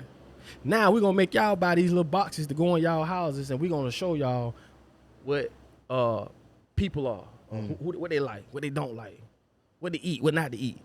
Like these type of people, not them type of people. You know what I'm saying? We're gonna make long stringy hair the thing. When you see Jada Pinkett talk about when people talking about alopecia, but she was saying she struggled in Hollywood because she didn't have long straight hair. Yeah. Where did shit come from? It come from what you see. This is mind control. So these people, dog, they planning for 400 years, dog. 400. We planning for Saturday. 400, and we just now in the you see what I'm saying? Mix. Yeah. Look at that's crazy. What the show was. I always use that not the Jefferson, but Good Times. Good Times. Okay, you got Florida Evans. Florida Evans say they did not want a black father on the show, and she said she wasn't gonna do it. So he was supposed to be white? No father. But again, if you look at the writer, he's Jewish. Why do Jewish people want to write about black people? This shit bigger than money, dog. Yeah. They own the music too. That's what Kanye say. Yeah. Yeah. They own the music. Yeah. Of fucking course. Man, listen, I'll give y'all this. It's a rabbi. His name Finkelstein or some shit. It's hard to find this interview now. I got that motherfucker. Bro, when you hear the shit he's saying. What, about the industry or just in the whole life? When you hear the shit he's saying, and the dude asked him, like, why you telling us this now? You know what he said? It's too late. They don't believe me anyway. Okay, let me ask you this then. Do you think, like, this is one of the things, like, people that are, us being black, right? They feel like us getting our reparations will make a difference. Do you feel like if we got compensated, like think about it, like the Jewish people, they got discredited, they had to deal with a lot of racism, they had to deal with a lot of things, and for some reason they got to the top, right? Or just in a good space. Right. But when you think about black people, like that's one of the things, like they never gave us back, like, you know what I'm saying? Like our 30 acres and, you know what I'm saying? Like, what do you think I already know what you're America saying. has to do to put us in good faith and good standards, or that's never gonna be the case. Do you think there's no plan? The fact of that, dog. We don't listen. When you, like I say, when you go to school and they teach you individualism, you done. That's why we can't work together. We've been taught not to work together. You feel me? Whew. 2, I don't give a fuck what they give us. Yeah. That shit gonna be gone like that. What If you mean? take I'm gonna tell you why. If you the Indians, the Seminole Indians, James Billy was the chief at the time. Mm-hmm. He got all their money at one time, right? What he did was he bought the Hard Rock casinos. That's how he paid the tribe every month. Mm-hmm. You got to be able to build a money printer. So it's a difference between getting money and printing money. He printing money every day with these casinos. We gonna go buy stupid shit because we're not in a space where we can work together. We don't even have a world leader. We let them pick our leaders. We let them pick the women who sexy red. No disrespect to her, but come on, bro. You don't think we could have did better than that? Yeah. But They like you pick said, they everything pick. for They us. pick, yeah. So and that's that's what I'm another telling thing you. too. Like that reminds me of like how COVID when the refunds, the stimulus checks. Yeah. Bullshit. Yeah. I hear Like you know what I'm saying? Like Yeah. we did some did maximize it, but like majority of us just spent it like you said. Like Bro, I'm gonna tell you something. We the difference between us and other cultures, they align, and this is gonna fuck your head up too. The difference between us and other cultures, right? They align our religion with hope and prayer. Jewish people, they align their religion with business. So whoever wrote this construct knew business bills. Hope don't do shit. You can hope your ass off, right? yeah, They say when a Jewish man die, the first thing they make her ask him, how was your business skills? Yeah, you talked about that. We got too. hope, bro. Yeah. What you hoping for? Yeah. So what I'm trying to explain to you, dog, when you got another group of people that want to conquer you, own everything. It's like going to somebody's house. You can't do what you want to do. You're going to do what I allow you to do. Yeah. It's simple. We got to move away from all that shit, bro. To the point, bro, we don't even need money. Yeah. This is their system, not ours. Yeah. So if anything is broken, who could you blame? Yeah. You can't blame me. I don't got you paying bills every 30 days. Yeah. That's the rat race, bro. yeah. Bro, you got white people right now understand that shit. You can't get all that racism shit, that shit out the window, dog. Because they understand we all is under this same oppression, bro. And you will realize that shit when you going to these shitty doctors, you eating the same shitty food, you going to the same grocery stores and eating it. Bro, that shit's out the window. You dealing with, when you talking about demonic people, you talking about the ones at the top of the pyramid. Them bitches demonic. I'm talking about on a level most of these people can't even stomach. You feel me? Things they don't want us to talk about. Yeah, and you talk about the hope too. Kind of we could wrap it around the 401k thing you talk about. Yeah, 401k, the where biggest scam you in said the it's a world. scam. Biggest Because scam. 401k in a way is like a hope. Like I'm praying, right? But I'm gonna work You right. for 30 years. Yeah. And I'm a hope that there's some money in there so I can live the rest of my life Listen, dog. and take care of my grandchildren. You know what I'm saying? Anytime there's a pool of money, there's some investing going on. Remember that. Why the fuck I want a grown ass man holding my money? You feel me? Then when I did the post, you got people on there like, oh man, 401k this. So I know you got ignorant people. Dog, ignorance is the most expensive thing in the world. Cause you're gonna pay for it, dog, physically, mentally, and financially. Ignorant just means you don't know. You don't know no better. These people finna take your money, flip that bitch 1,000,000 times. Yeah. Look at the life expectancy in the world, dog. For men, 67 years old? You finna get a motherfucking 401k when you 65, nigga? Right. Nigga, let me tell you something, dog. No matter how much money you got, you still need workers. You can have $1 trillion fucking dollars, but if you ain't got nobody, Building all this. don't mean nothing. Yeah. Slavery is just cheap labor, dog. Slavery went from private to public. And they did it so smooth to the point when you become a prisoner, you're state property. You finna go work an hour, 12 cents. Dog, that's in you fucking Maine, my nigga. Then you working for companies that got billions of dollars already. It's not like they allocating that shit to struggling companies. This is how the rich, they rich. This is how the post, they poor. And everything out here is set up for you to go to prison, dog. And when you go to prison, and you get a DC number, you are what they call silvator mortis. That means you're a felony. And when you're a felony, Go look up the word silver-tar mortise. You know what that mean? That mean you, by law, you's a dead man. Why? Because you can't compete no more. You can't even put your name on the leash, nigga. You can't even protect your family. You out the race. Yeah. Wow. We look at it, oh, he got a felony. Oh, he that nigga. No, he ain't. Yeah. When you go from having money in your pocket, dog, to really trying to say, I want to, and you ain't got no credit. I know football players, motherfucker, got millions, couldn't even buy shit because they ain't had no credit. And then you in the credit business too. That's why I got in it. Yeah. You feel me? Yeah. At the end of the day, homie, you playing a game, dog, that was designed for you to be just where you at. Yeah, that real. Yeah. That's all it is, bro.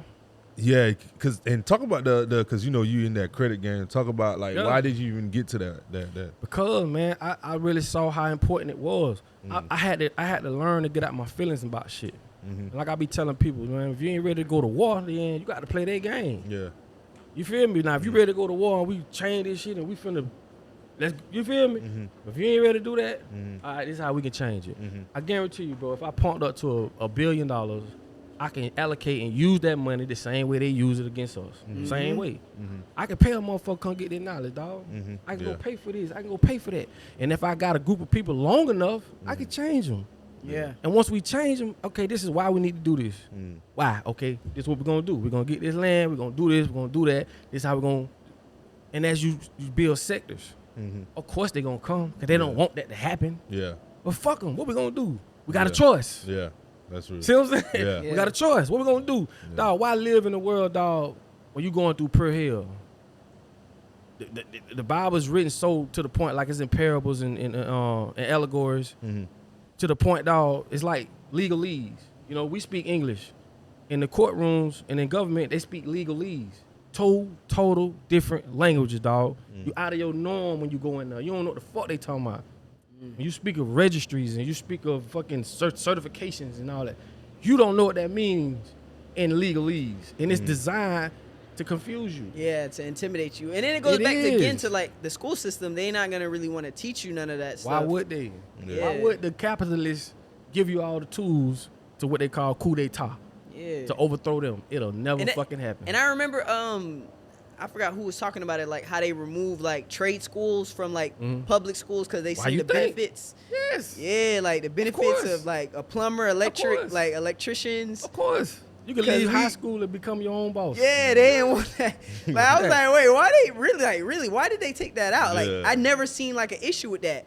And then like now we seeing an uptake in like school shootings and like it don't make no sense. Bro, if you at the end of the day, though, like from your religion, like, bro, everything is indoctrination, dog. You know what I'm saying? If you ain't teaching what they want you to teach, fuck you. This our shit. You can't come to our school.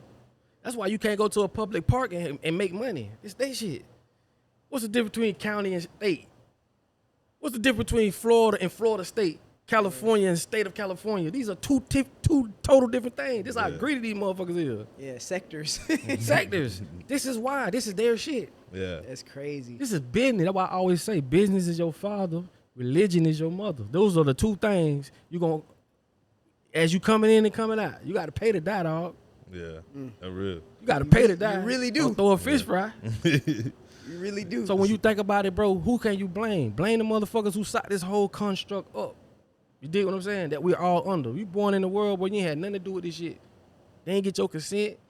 They don't care how you feel. You gotta roll with the punches. Yeah. Man, fuck that shit, man. If I had the choice, I won't say I won't want to come here, but let me come here and use me to do what I need to do. Yeah. Fuck everything else. It don't matter. Yeah. It just don't feel right. You know what I'm saying? Yeah. And we know what it is, dog. So, and I'm talking about, bro, listen, bro. I could put you on some shit. I just blow your fucking mind, dog. Blow your motherfucking mind. You already did, man. I did a video when I was showing them that they put certain lights in the classrooms where the kids was like they had ADHD, they jumping around, they can't be still. 3 months. Change the lights. These same lights, they don't even sell them no more. Change the lights. And it was more attentive because of the light. The light. Because of the light. When you go to when you study neuroengineers, that's what you do. When you go to a restaurant, when the lights are bright like that, like a Burger King or fast food, they want you to get that shit and go. This is studies. When you go to like fucking Cheesecake Factory or Capitol Grill, the lights are real dim. Talk that talk. Yeah, that's Talk real. that talk. Just one. And when you think of neuroscientists, bro, these people, when you see the motherfucker in the jailhouse, bro, in the hallway in the chair with the white coat, writing to the nigga hanging out the bars, asking them all kind of questions, they studying you, nigga. Yeah. They studying you, bro. It's just like AI, dog. They use us to create AI programs. Yeah. You dig what I'm saying? So we, like I say, we're part. We contributing to our own demise and don't even know it. Yeah. Have you ever seen that movie with Justin Timberlake about like, I think it's called In Time or something? It's like money is useless now. Time is like the best thing, right? Yeah. Got you. So there's like a couple group of people that have like billions of time. I saw that on their arm or something. On their arms. I saw that. So like the reason why I bring this up is because there's a part in the movie where the people that have the most time, they not in a rush. Got you. Like everything is just like, it's chill. and then the people that have like a few minutes, months, Yeah. They trying to do they everything. doing Yeah. everything fast Yeah. because they don't got enough time. Right. So like in the movie, like the whole situation is Justin is trying to like get more time, not for him, but his mom. Yeah. I saw that. Yeah. So like for me, like you how you saying it, like in the future, it's just like, dang, like are we gonna be in that place where money is useless now? It's like really, like you said, it goes back to like what you use your 24. Like everybody got the same 24. So like when you say time, and that's from the beginning of when we talked about your time, like how you use it. Do you feel like as us black folks, as men, do you feel like one of the reasons why we kind of in the backstage of life is because we don't utilize our time wisely? Like we focus on things that are quick. Yeah. Quick. That's what you call instant gratification versus delayed gratification. But when you study time, right? Honestly, when you study time, right? You don't die from time. You die from sickness, right? When you look at time, you got people that's 20 look like they 40. Facts. Got people that 40 look like they 20. It's all different variations of what we was taught time was. You dig what I'm saying? You don't got 24 hours in a day. You got 12 hours in a day, 12 hours at night. Two total different things. When you up moving around at night, your body had what they call what the fuck my brain everywhere. It's called it's like your body have its own clock. I don't want to even use the word clock, man. That shit like a form of measurement, but your body has its own Rhythm, like circadian rhythm. I'm glad you said rhythm. That's the universe talking, boy. They giving me the word. Circadian rhythm. Yeah. So it's like your body can release melatonin when it's time for you to go to sleep and when it's time for you to rise. You don't sleep, you rise. You get what I'm saying? That's why I tell people good rising. I never say good morning. You get what I'm saying? But you have to understand, dog, we living in a world where you can manipulate your own reality. This is the key to all this shit. This is the Matrix, bro. Everything they taught you that for a reason. Them bitches told you what a car was. You think your arm is an arm? It is if you think it is. You think that dog is a dog? That bitch could be an alien. The birds, bro. You got birds that talk. Think about this shit. I'm trying to unravel this shit in your head, dog, where you got this big mind. Yeah. Because you only know what they taught you. Think about that now. Yeah. You a slave up here, bro. You in bondage here. You feel me? All they did was, dog, if you study the and I know I'm getting a little off topic, but if you study the Henry Lynch letter, those things still apply to this day. Turn the young against the old, turn the women against the men by butt breaking. You know what I'm saying? Damn. All these different things still in play. And this is how he taught them to not have to see over us as being slaves. You don't have to watch over us no more. You're going to go to work without nobody telling you. You're going to go obey your boss, bro, and come home and give your wife all the hell in the world. Think about this shit. That's why I say they take away your thinking. School takes away free thinking. Niggas scared to think.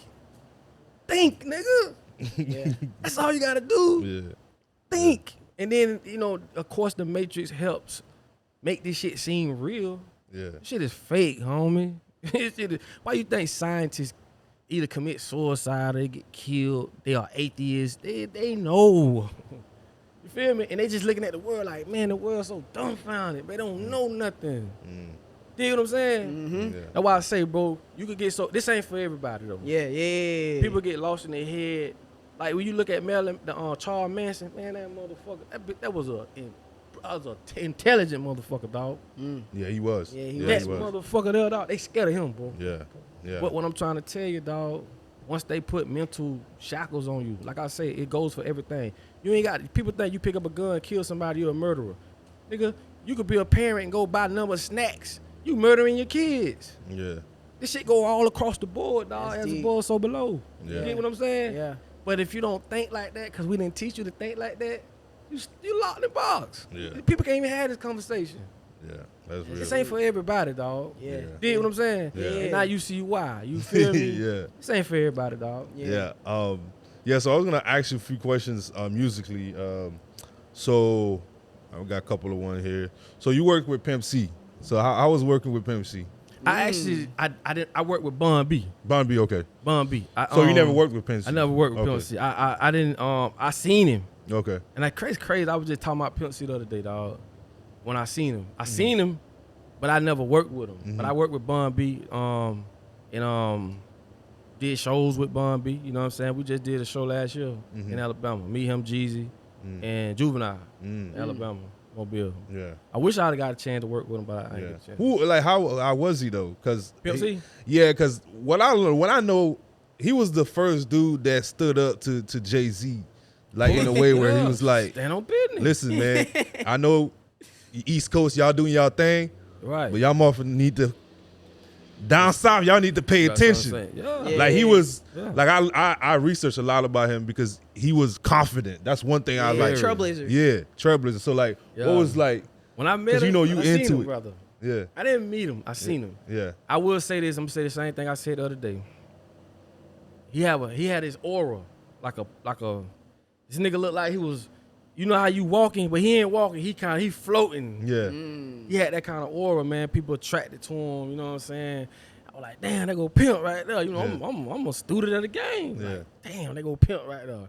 Everybody crying him and this and that. Like, I'm like, this shit here, this, you know, these are the moments I've been dreaming about type shit. So that was my experience with him. I just, like I said, I got a chance to do a lot of shit with a lot of people, but I never got a chance to do nothing with him. With him, yeah. Yeah.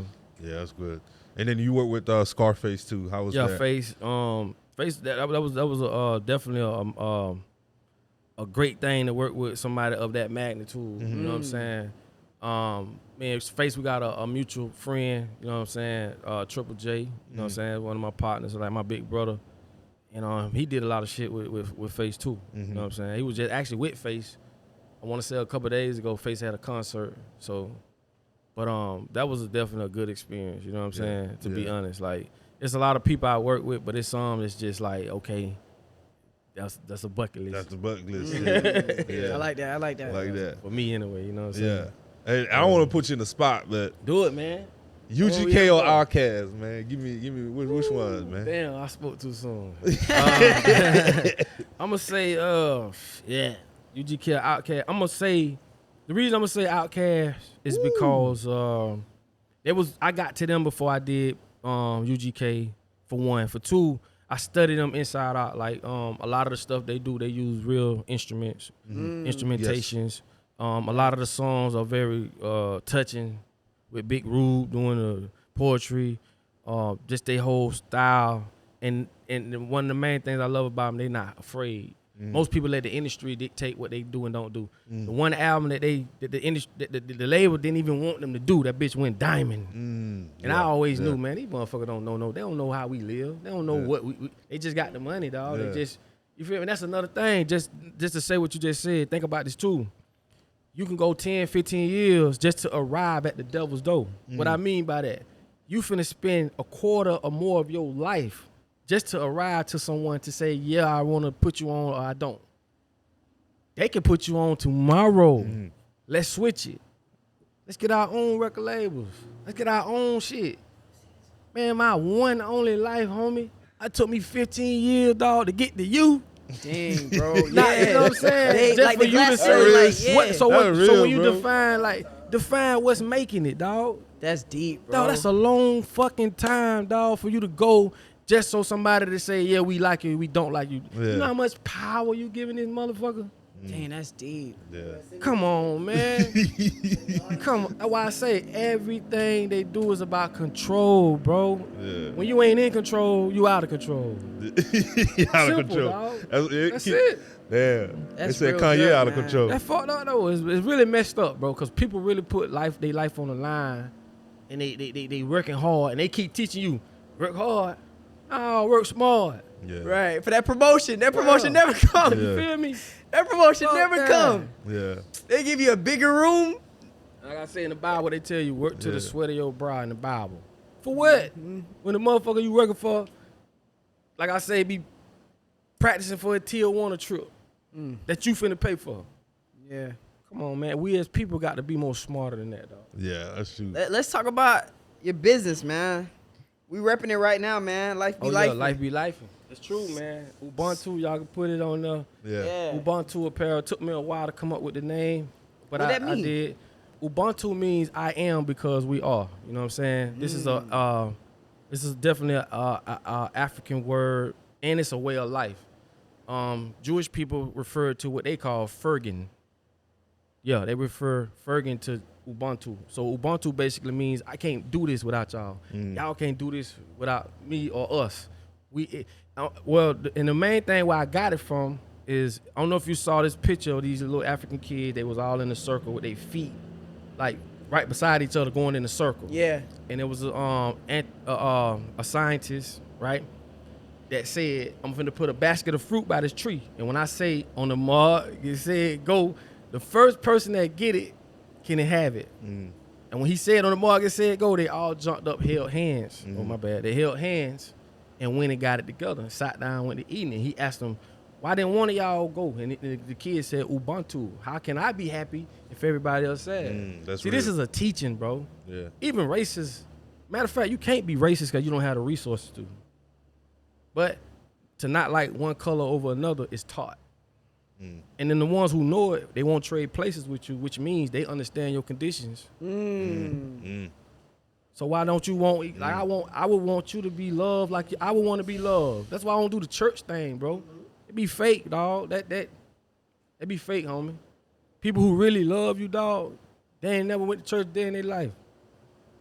But at the end of the day, dog, we as black folk, we think, like I said, we dancing off another person's beat of the drum, dog. Yeah. Get what I'm saying? Yeah. So that's what Ubuntu means. So that's why I rant with that. A lot of if you go to ubuntuapparel.com, you're gonna see a lot of the shirts with the fuck liberty, give me freedom. Because liberty is asking for permission. Freedom is give me freedom. Let me do what I want to do. Yeah. It's a difference. Yeah. You know what I'm saying? That's dealing with maritime law. You know, he's got the law of the land and you got the law of the sea. Liberty is the sea. That's why they put that bitch in the water. And that ain't even the first the Statue of Liberty. That ain't even the original one. The original one was a black lady with shackles coming from the feet. It was in New York too, or I don't know exactly smaller? where it was, but I think, that was I the think I heard of original that. one. I think I heard of that. That was the original Statue of Liberty. But liberty is What? asking for permission. You know what I'm saying? And freedom is free. You know, Yeah. do what you want to do. So we got shirts like that. My We Family, that shit's selling real good. We got a shirt. So it's a lot of stuff that is relative to the shit I talk about, and just on the collectivism side of things.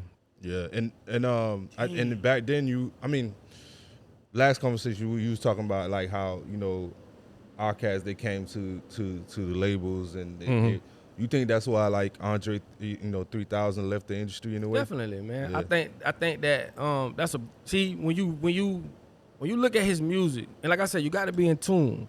A lot of people think it's just music. No, people who are in tune and on that frequency, they know. Dude on a whole nother level, Yeah. right? And how I see him is the industry has nothing to do with his artistry, right? His artistry supersedes the industry. The industry is fake. This man just released the album of flutes.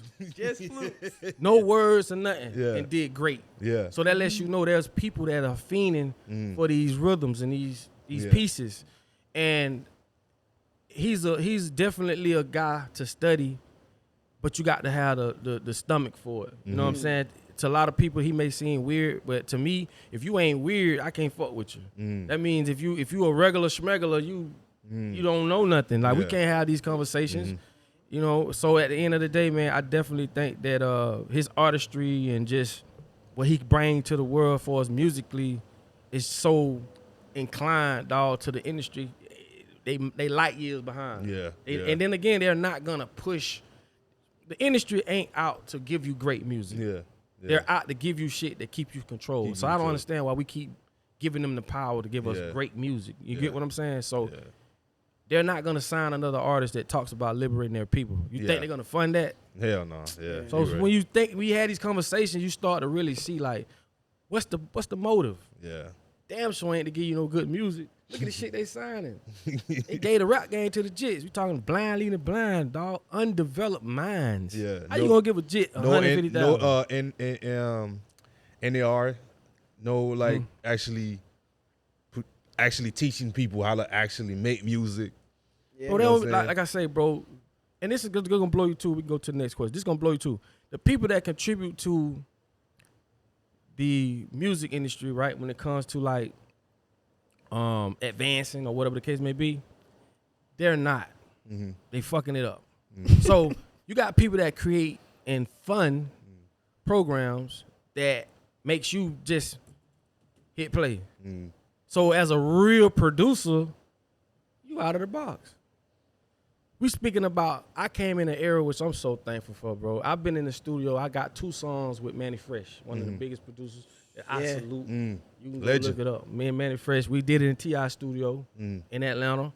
And to sit and see him play, to sit and see Petaway come in with the good, I was in awe. I'm in heaven, dog. Legend. I'm in heaven, dog. I'm so thankful for that experience because I'm a producer myself. And like I say, from then, platinum producer. I'm a platinum producer. I sold over 1 million records. Put that on there. So going from that to now, I don't look at these people as producers. I look at them as arrangers because the instruments are already played and they just arranging, which I don't want to.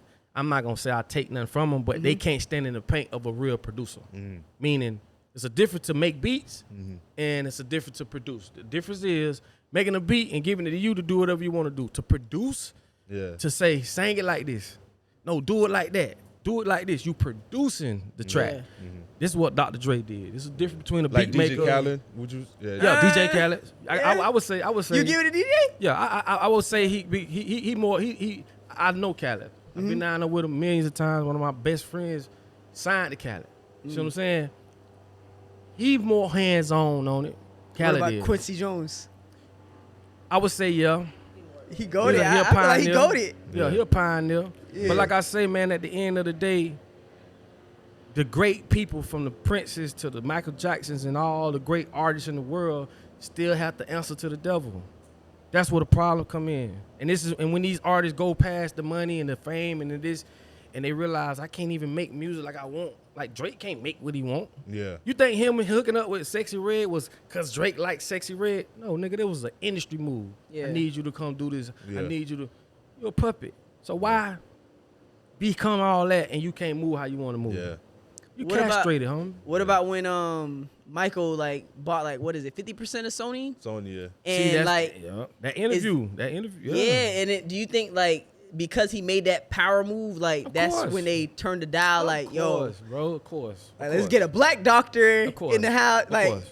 All this shit is orchestrated, homie. Look at it. Look at how all this shit plays out. Not just him. Look at Prince. yeah. Prince was the same way. Okay, why you think P Diddy changed from Puffy to P Diddy? That was a contractual move. No Limit to the new No Limit. T.I. Hustle, Grand Hustle Grand to Hustle. Hustle Gang. Yeah. Cause they own the names. Why you think Young Money went from Cash Money to Young Money? Yeah. They own the name of Cash Money. So fuck it, we're gonna switch it. These are legalese, bro. Contractual situations that really fucks up creativity. So as an artist, I'm at my freest now than I ever been because I can produce Whatever do you what I want. want. Yeah. Yeah. I don't have to do what they playing in the club.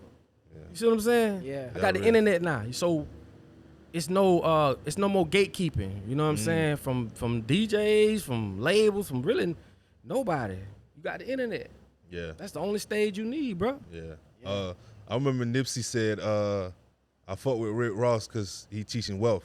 And then I know you work with Ross. I was there. You have a song with him too. Fat Boy, that's my dog. Fat Boy, one of the only niggas that I reached out to, and he sent me the email and he jumped on the record, ain't charged me a dime. Yeah. And shot the video here in Orlando. What? That's crazy. Yeah. Yeah. Go online, look at it right now. Yeah. I got Ace Hood on the remix called Florida Boy. Florida Boy. Ace Hood jumped on the remix for me. Khaled was there too. He didn't get in the video, but he was there with Ace Hood. But I got all that on some behind the scenes shit. You can look up all that. So it's like a lot of the people I done music with. The best thing about it had nothing to do with money, dog. Yeah. It was just like relationship. Yeah, genuine. Seeing each other on the road, like if me and Boosie book. Damn, I just seen you last month 2 times. But I ain't like how Boosie was talking about Kodak, man. Yeah, you know, we're going to protect them Zoes, man. But at the same time, Yike, man, Yike just one of them, you know, Yike just, he get a pass from me. Me too. He like a Kanye to me, bro. I feel like Yike just move how you want to move. Yeah. Like he on, you know what I'm saying? And get wet, though. He don't follow the. I like that bottom. I just wish he had a little bit more guidance around him. You know what I'm saying? Kobe saying that. J. Cole told him that. Yeah, so long he got that. But they never speak about the good things that he done. That he does, which is community, man. Like Papano is blessed to have that boy, man. For real. And see, that's the thing, bro. Football players, basketball players, movie stars, their money ain't to liberate their people. Think about it. I just said 50 years of hip hop. That's billions of dollars consolidated. Soon as they started, just like when Irv Gotti, I think it was Irv 50 and somebody else was trying to, whatever they was trying to do, then here come the FBI want to come raid and they was finna. I forgot what they was finna do. Same way with Bill Cosby. People think they having the Bill Cosby then when he was trying to buy CBS twice. First time they killed his son. Second time they brought some bitches from 40 years ago. I can't remember what I did 40 days ago.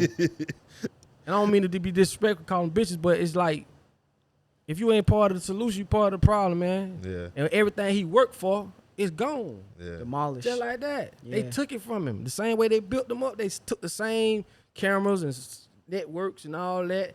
Then they got on social media, destroyed them, bro. So imagine how he feel trying to, it's like you being in a concert with 50,000 people, you saying, hell no, and all of them saying, hell yeah. That fuck you up, dog, mentally. If you ain't all the way there.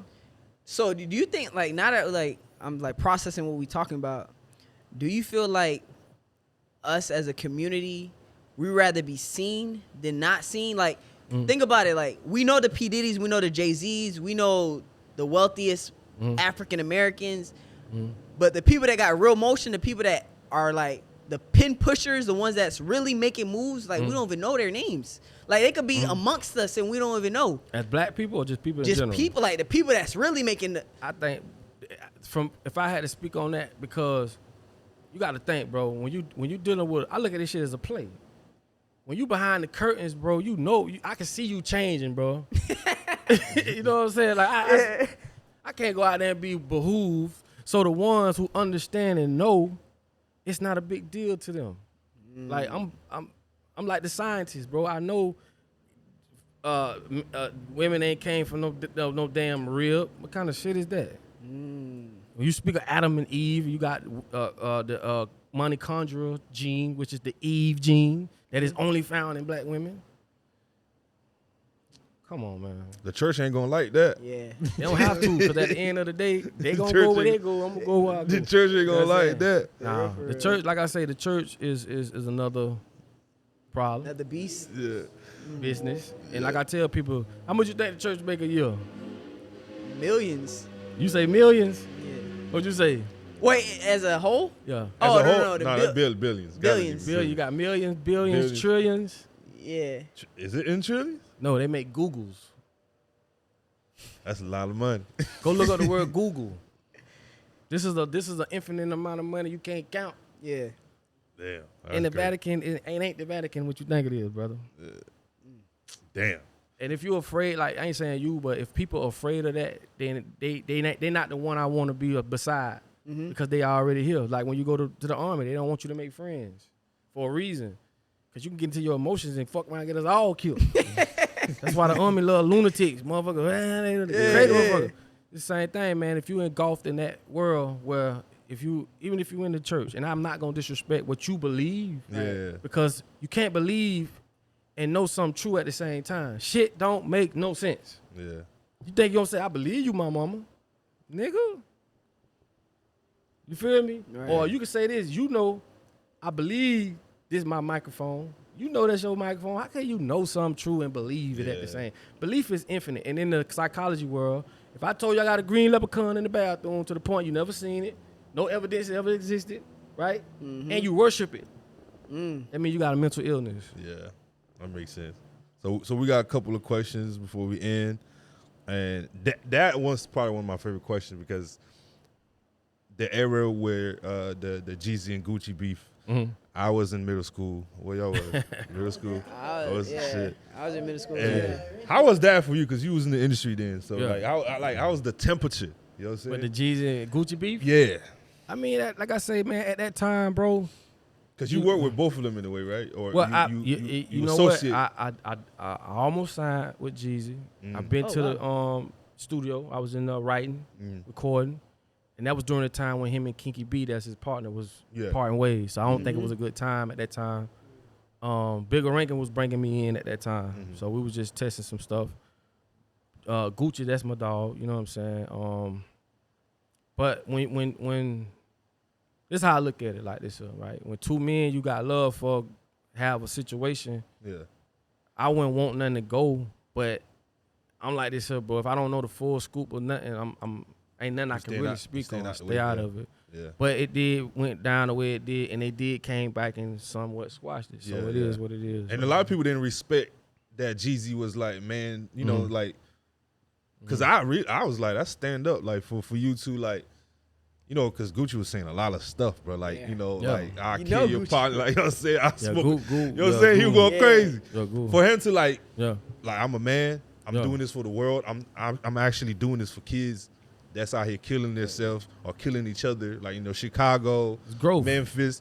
Growth. I was like, that was growth. And a lot of people didn't respect that, but I did. Because, man, think about it. The ones that don't and didn't respect it, they not at that point yet. Yeah. But as they get older, as they have kids, they gonna respect it. Yeah. So this is how you can categorize people, man, and really just understand, like, man, may God be with you, homie. You just ain't there yet. Yeah. You speaking crazy as hell. Yeah. It's a point of arrival. Yeah, we trying to do right. Fuck doing wrong. Yeah. You know what I'm saying? They all on that hot stuff. Yeah. That shit don't do nothing, man. Yeah.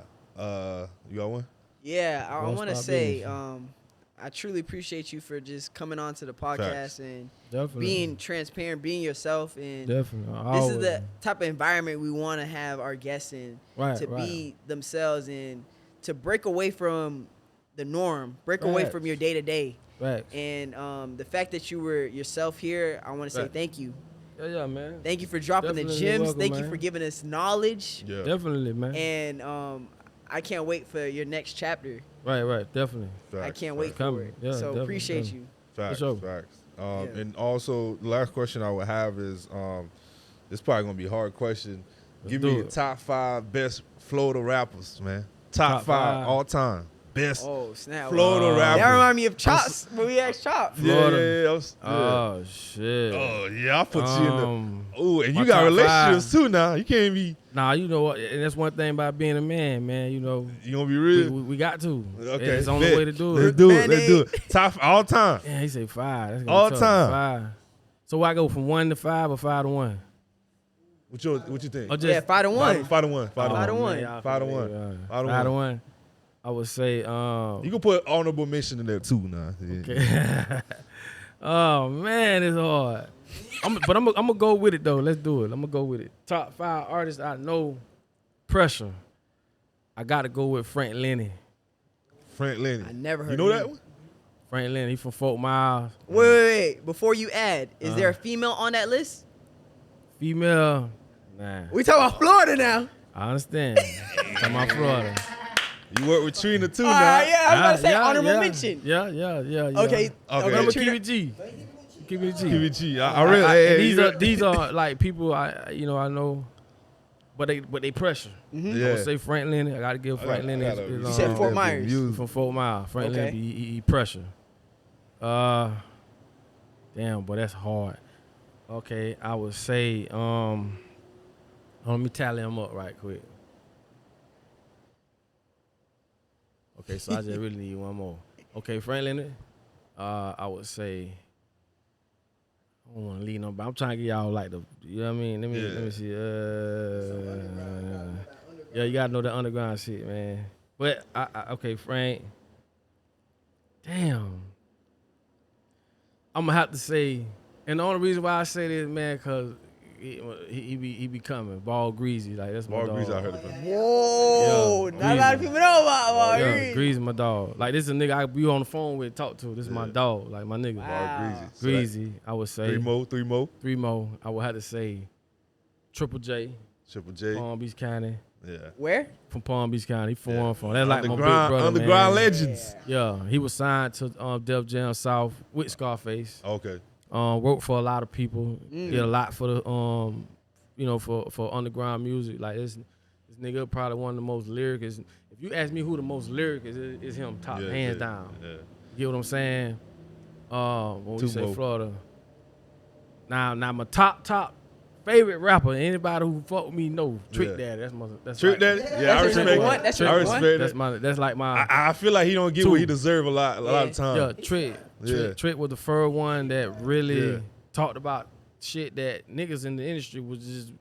I know him personally, dog, and he one of them guys that like Kodak. He stand on it. Yeah. I don't care what the industry doing. I don't care what y'all. I'm finna do me. He a real Florida nigga. Just like all them niggas I named so far. You know what I'm saying? And I got to give number one to my damn self. Yeah. Oh, yeah. Yes, sir. So, I like that.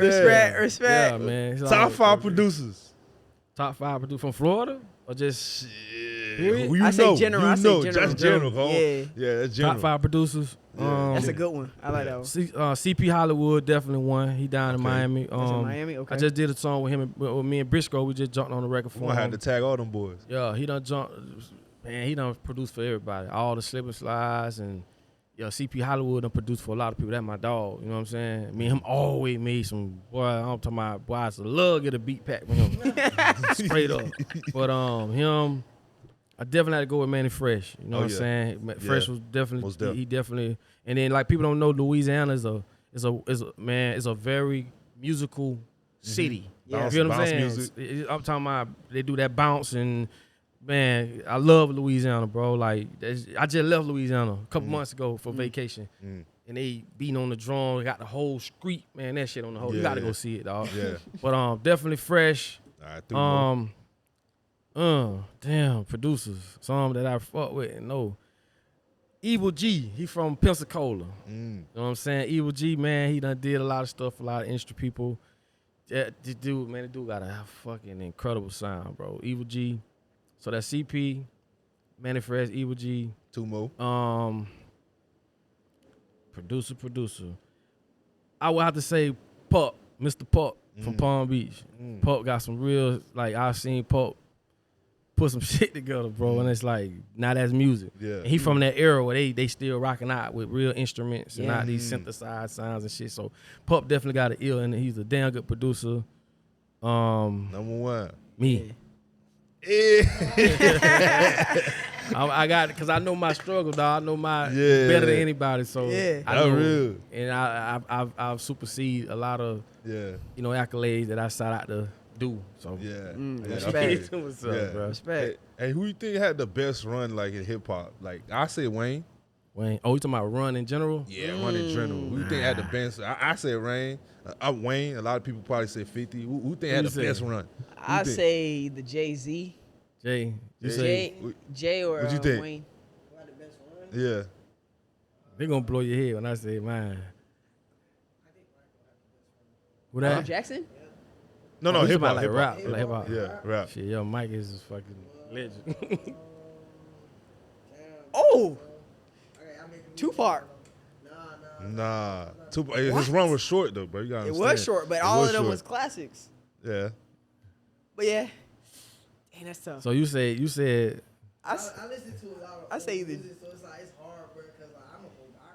I'm like I go through Pastor Troy type days. You feel me? Try to try. I'm there. Okay. Try. Okay, So you say he's Troy. student. He's You student. say, I'm stick with Jay-Z and Wayne. I say Wayne. I say you say Wayne. Wayne, Troy. Jay-Z or Wayne. Jay-Z. Wayne too. Wayne Yeah. got a nice little run. Yeah. Oh wait, Drake. Uh, Drake run is still going. That's Yeah. still going. Not like that. But when I'm gonna say who I think. You know, we ain't gonna say who's right or Yeah. wrong. But Yeah, I'm gonna yeah. say Snoop Dogg. Mm. How I say I know gonna fuck y'all up. Snoop has done. Cause I was finna say Ice Cube. But Snoop done a shitload of movies. Yeah. There was one point Commercials, Snoop was bigger than Tupac. shows. Yeah, yeah. Listen, Snoop done commercials in other countries and other Yeah. languages. Yeah, languages. Yeah. This Damn. man done everything you can think of, bro. He's still going. You y'all Yeah. seen that Yeah. commercial where he was like, "I'm gonna give up on weed," Yeah. and then like it was a whole ad behind it. Yo. Snoop done Yeah, did it you all. messed, Yeah, he a bro. genius. you messed my head with that Yeah, one. Snoop Yeah, done did it all. and now he bro. own what he didn't Death he get? Row. Yeah, Death Row. He Yeah, bought Death Yeah. Row. yeah. Shout outs to him. So that's your favorite rapper, anyway? I ain't gonna say he my favorite rapper. Rapper? Yeah. Trick, my favorite rapper. Rapper, okay, yeah. I'm gonna be Yeah. honest. Like Yeah. anybody know that I'm Trick. Just he inspired me at a time where I can't just forget about him. Yeah, Yeah. yeah. Yeah, That's real, man. That's real. you know what I'm saying. So, I was gonna ask you too. You think they're gonna ever have the Hot Boy reunion? You think that's gonna ever I happen? don't think, man. They done tried it so many times. I think a lot of things done happen, man. Yeah. I mean, I would love for them to because this is about the fans, though. Yeah, yeah. But Yeah, you know, they done definitely had a hell of a run. But Mm. I don't know, man. yeah, I hope so. yeah. Also, know. yeah, But I don't know, man. Cause a lot of time, man, it's so many ego. It's just be an ego thing. Yeah. For a lot of them artists, man. It always be like that, and it be them labels too, man. They break them. Every major group done broke up. They just wanted to. Yeah, the main one. the man. That's You know like, what I mean? that's what they be doing. It's They a be giving reason them why. different checks and contracts, It's a reason why. backdooring dog. them. They be backdooring them, man. Wait, how much you got paid? Right. Wait, I thought we was on the same page. That's what they do, man. We label mates. They destroy. Yeah. We label mates. That's why I say they don't care about no. Yeah. Man, I'm gonna get y'all that interview, man, with the that rabbi. Jewess, yeah. Man, they gonna fuck y'all head up, bro. Every question you gotta think this is a high end guy. Hard to find this interview. People who done posted it, they got their shit fucked up. And Yeah. listen, man. We're gonna keep it PG. Yeah, when you get it, listen to it, cause then you got a jit too. Yeah. So you gotta Yeah. make sure you know. How long is it? It's certain pieces. I'll probably say together maybe close to maybe 20, 30 minutes. But it's like gonna answer every question you ever ask. Yeah. Yeah. Man. Blow your motherfucking mind, boy. But appreciate you, man, coming through. The last question I'm gonna ask, and we're gonna end after this, is I really want you to open up about John, bro. Oh Yes, yeah, yeah, man. I want you to open up about it before we end. You know. definitely. John was my childhood best friend, and he became my manager. He moved up here to Orlando from Belgrade first. Finished his 12th grade year up here, and then brought me up here. After I went through that when my baby mama came up here, we started Island Boy Entertainment. You know what I'm saying? And that shit was like a movie to me, bro. Like everything was going perfect. You know what I'm saying? Put the music out. You know what I'm saying? We're getting a shitload of shows. Everybody, it's like a dream coming true. But I had to pay this one price, and that was my dog. So and they went to I had a show with Webby, and they was coming back from the show promoting. He had to go down to handle some stuff with the club and shit. And on the way back, fell asleep in the van. He was driving, and that's how he got killed. But that went, and like I said, it was like it seemed like a movie to me, dog. It was like that shit was that was the worst of time, man. Dude, real well respected, and it's just I just felt like I owe it to him to keep going, not just on some egotistical shit, but it's definitely everything I do. I got him. You know what I'm saying? Everything I do, I'm involved in some kind of way. Yeah. You know what I'm saying? I just recently, probably like 2 weeks ago, his oldest son, Nick, I had these tapes from back in the days. Like I had a bunch of tapes. And I'm talking about probably like 100 little small mini DVD tapes. I don't know if y'all probably, they small. I had like 100 of them. I said, man, I've been saving this shit for you, bro. You know what I'm saying? He got three sons. And I say, look, man, I've been saving this for some years just to get to you. I don't know what you gonna see on here, but it's gonna give you the best representation of y'all daddy in his element. So here you go. You know what I'm saying? That about 2 weeks ago. And it's just, like I say, that shit was like a dream, bro. You know what I'm saying? Like, I couldn't believe it. It happened. It took me a long, man, after that shit happened. That's why I say I know how I feel not to give a fuck. So when that shit happened, bro, I was just like getting in fights, my car shot up. It was just so much shit going on, bro. So I had to like just pull back and just like, chill out, man. You know, shit happened, but when it's like that and he was the main factor, you got to think, us as Zoes, that's all we was around. That's how we operated. It's 10, 15 of us. If we go to the barbershop, one nigga pay for everybody. We go to the club, one nigga pay for everybody. It was just this nigga need this, here you go. We helped each other drop cars. We did everything together, bro. And he was the main man. And we knew he had the smarts. He was born with, that's why I tell people, man, when you in a real crew, homie, you got to know who's best for what, dog. We knew he was the best one, dog. Respectfully. Judge could call you and say, man, let me hold your car. Man, my shit fucked up, man. You get my wife car. She talking shit. You got to shut up. Here you go. No questions asked. Because we know. He ain't finna go do nothing wrong. You know what I'm saying? When we did shows and shit, it was at a point where, dog, I didn't care about the money. He had all the money. All the money go to him. That's my brother, bro. Ain't nothing negative finna come from that. You only get somebody like that one time in your life, bro. So that's at real. that point, dog, I just got to keep it moving. Yeah, and you opening up about this kind of remind us of what we going through because our brother passed, four months ago, and he started us. And we continue it for him.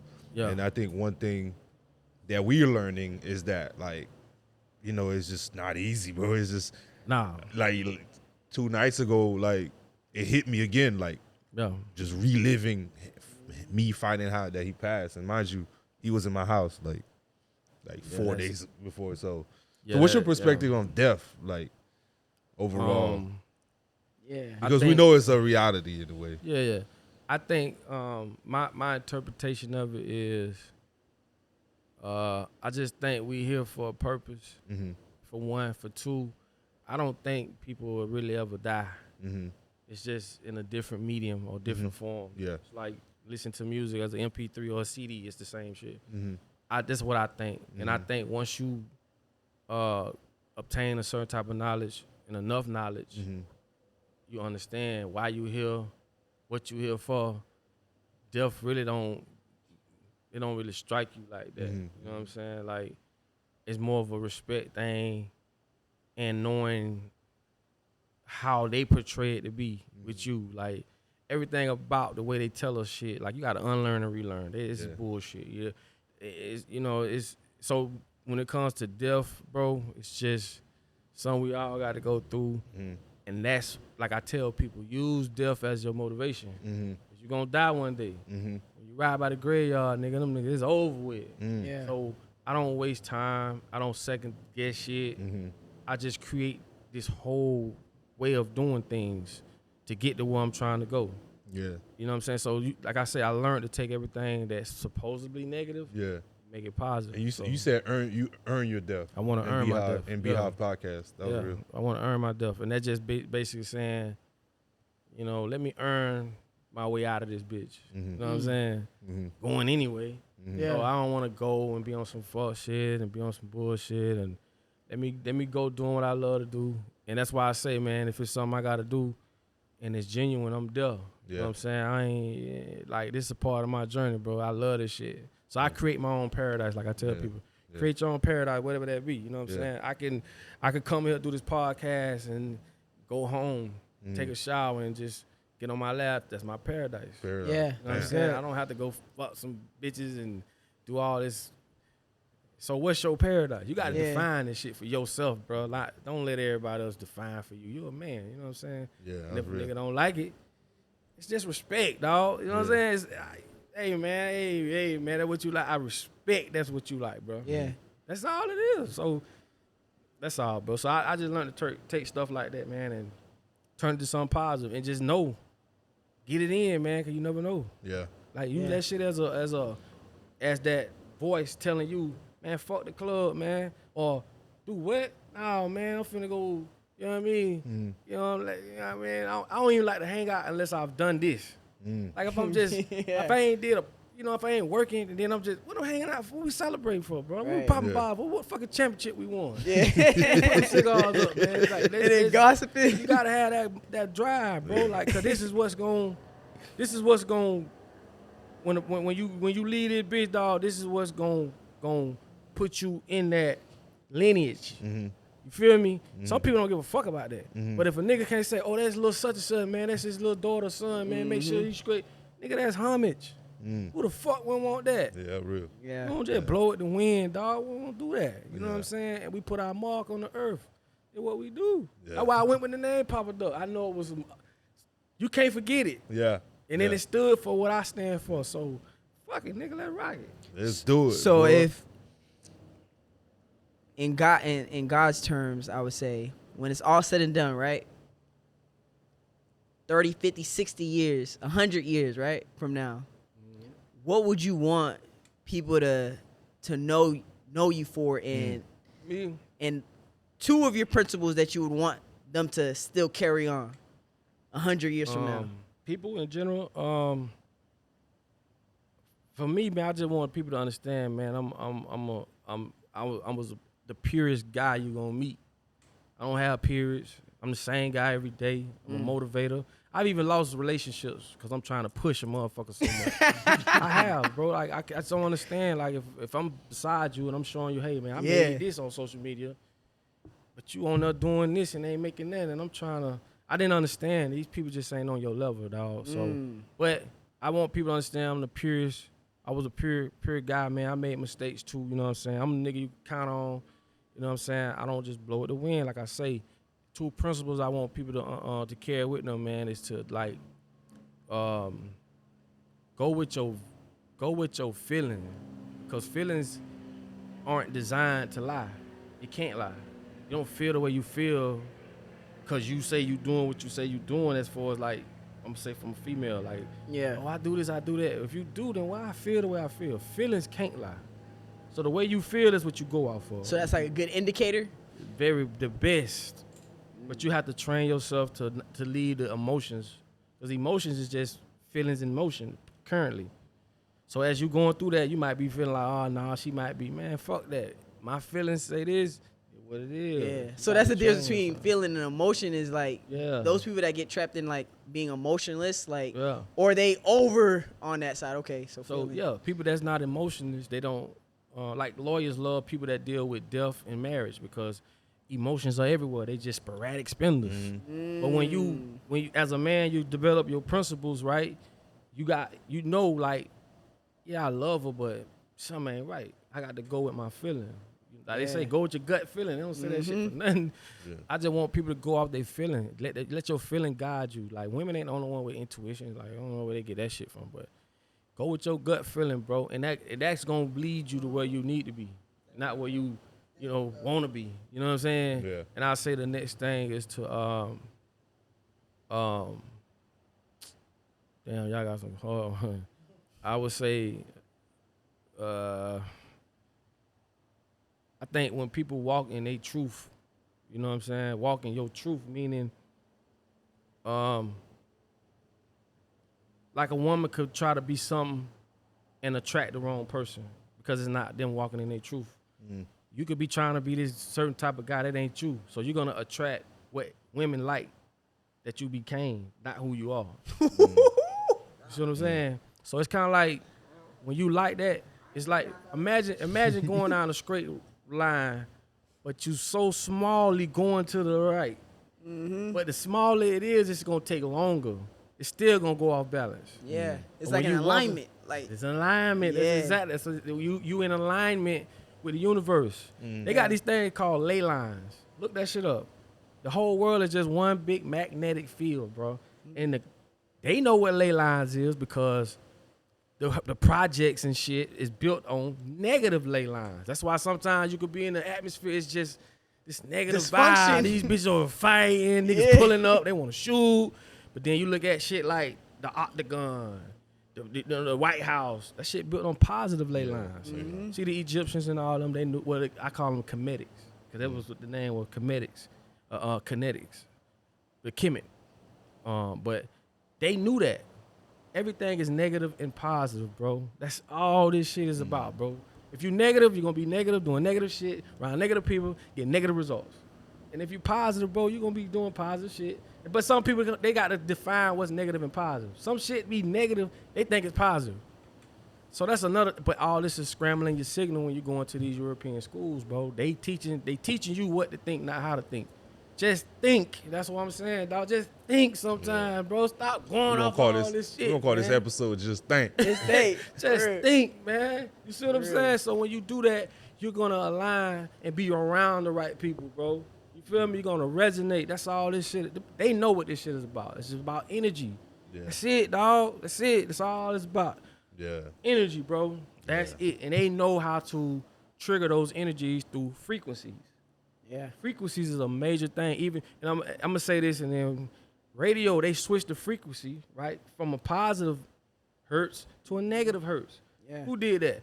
The Rockefeller Foundation. So when you listening to the radio, they basically putting you on a negative frequency. It doesn't resonate. See what I'm saying?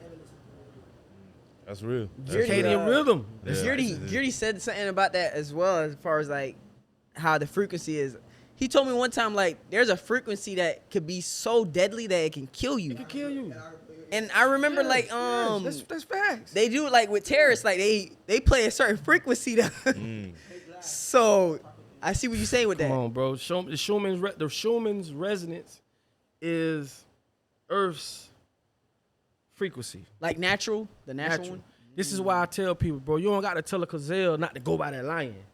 They speak frequency. That's why babies can say, look at you and go to crying like a motherfucker. You ain't right, homie. And you got some babies they go off frequency until they'll talk language. You know what I'm saying? That's why they say your vibe attract your tribe. I go around a motherfucker and be like, man, right. Hot buddy, you know what I'm saying? But then, you feel me? So it's like you have to train yourself to be aware of that shit. That's dog. deep. I feel like we could talk for like 3 years. Like, yeah, man. Yes, good, man. Listen, Facts. appreciate you coming through, man. Definitely people's game. Definitely. Before we end, man, shout out what's your Instagram for your business? Oh yeah, man. Yeah. Ubuntu, man. Go to Ubuntu Apparel. The website, we're doing real good right now. That logo is basically the 4 men backs against each other, protecting the women and children with the guns in the air. So we definitely put some thought into that. Yeah. You know what I'm saying? That logo. That's what that logo stands for. It's like us four got our backs against each other. We protecting the women and children around us. And that's fire. That's that or it ain't nothing. Like they say, nigga, give me freedom or give me war, nigga. You know what I'm saying? So that's that. But Ubuntu, like I say, go to the website, go to Ubuntu Apparel on Facebook, Pinterest, Instagram. You know what I'm saying? But definitely hit the website, man. Check out the gear. And yeah, man. New music on the way. Yeah. We recording. I mean, we got some boy. Look at it. They ain't ready for it. How can they personally reach you too? A lot of time I be on my IG if you want to do social media. So if you just go to Papa Duck 561. That's the crib. But Papa Duck 561. Just hit me on a DM, man. I answer DMs, but like Facebook and all, I got almost 1 million. It's too many. Just, you know what I'm saying? But the Instagram, you able to sort through it. Yeah, like a primary or whatever. Yeah. So hit me on there, man. Or yeah, man. You get me on there like that. You know what I'm saying? Let's do it, man. Hey, listen, appreciate y'all for tuning in. Definitely. Out and open, man. We out. For sure. Yes, sir. Appreciate you, my boy. Yeah, man. So we live. It's 12 p.m., y'all. It's me and my boy Fonzo. I got your attention, right? Let's have a conversation. For real.